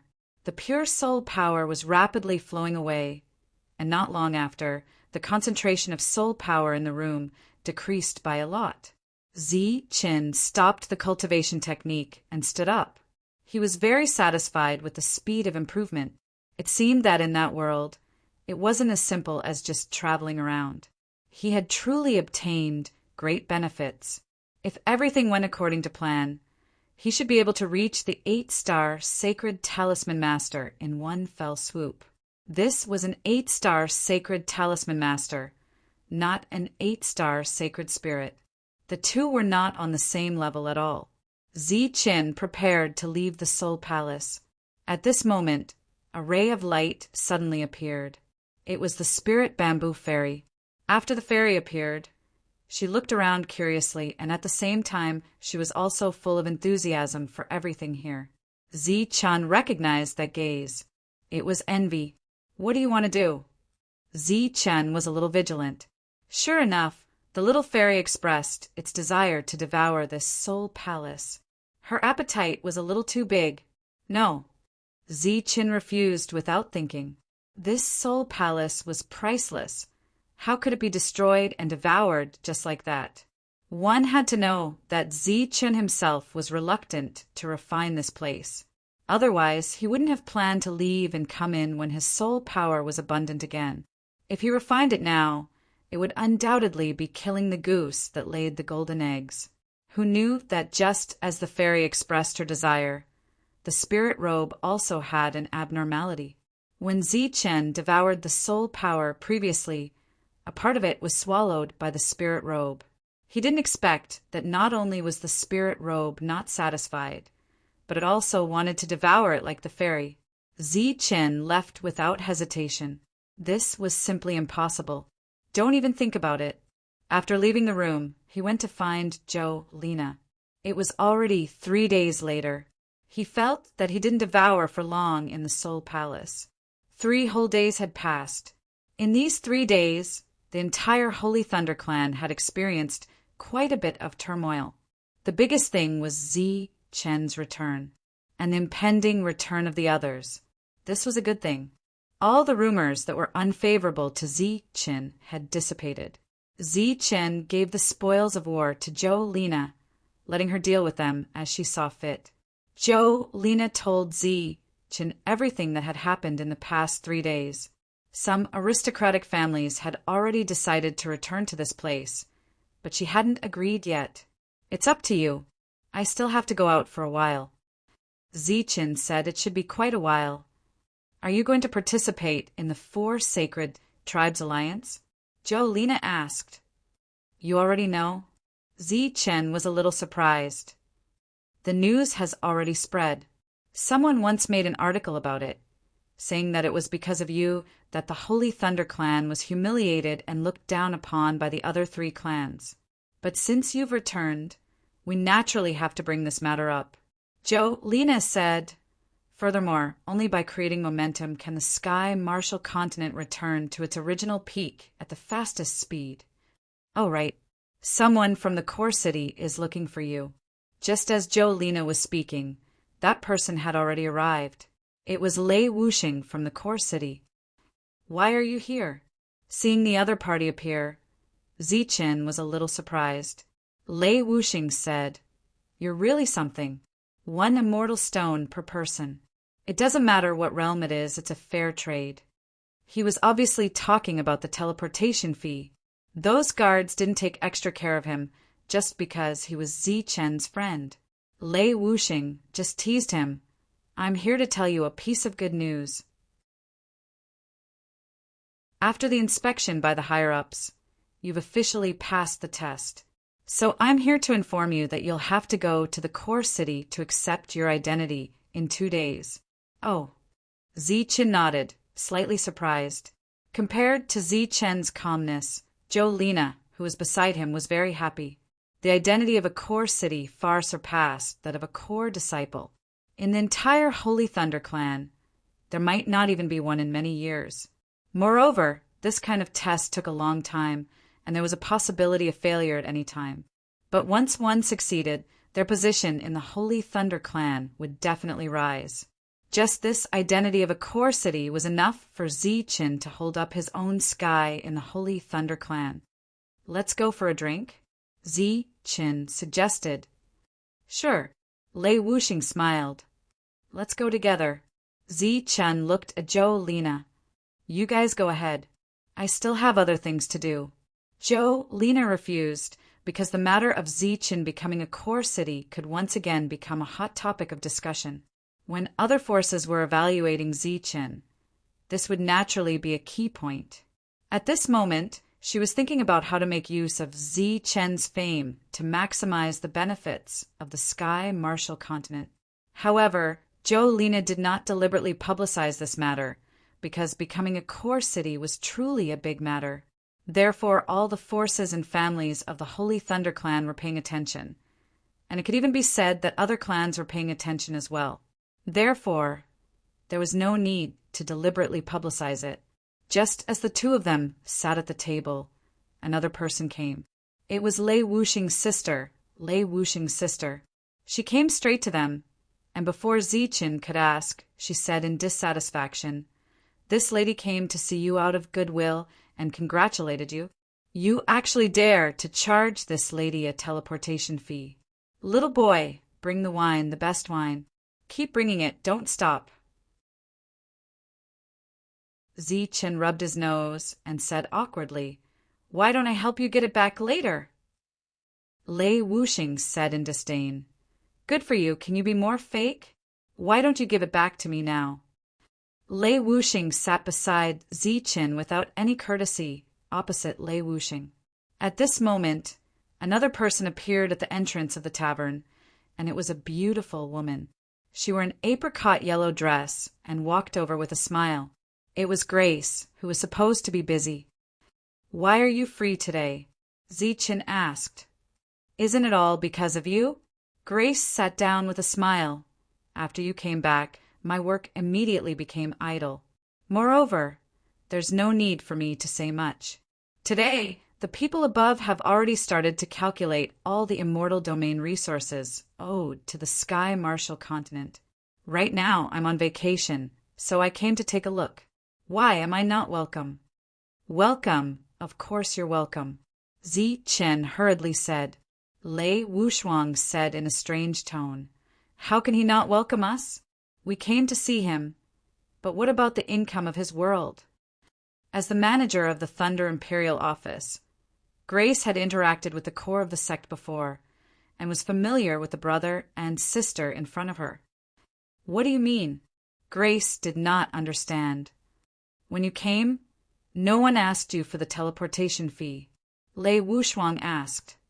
"No, isn't it always free?" Grace asked curiously. Lei Wuxing was a little sad. "Give me 2 jars of wine alone." Grace used to come to the Sky Martial Continent often, so the guards knew her and knew her identity, so they let her go this time. This was just a small interlude to provoke Zichen. It was rare for everyone to have time to gather here today, and it was also rare for Zichen to relax. He called Lei Lan over, and the few of them drank to their heart's content. The teleportation fee did not change, but the number of people coming to the Sky Martial Continent had obviously increased. Most of them were powerhouses. They had received the news early on, and were already preparing to cooperate with the Sky Martial Continent. Obviously, after Zichen's return, his position in the Holy Thunder clan would change drastically. 2 days later, Zichen returned to the core city and went to accept the fate of the core of the sect. This time, only Zichen accepted the fate, but the scale was still very big. The birth of a core of the sect meant that the Holy Thunder clan had another talent that could be nurtured, and it was the power of the Holy Thunder Clan. The core of the sect did not belong to any individual or powerhouse, but only the Holy Thunder Clan. The city lord of the core city was already there, and so was the commander.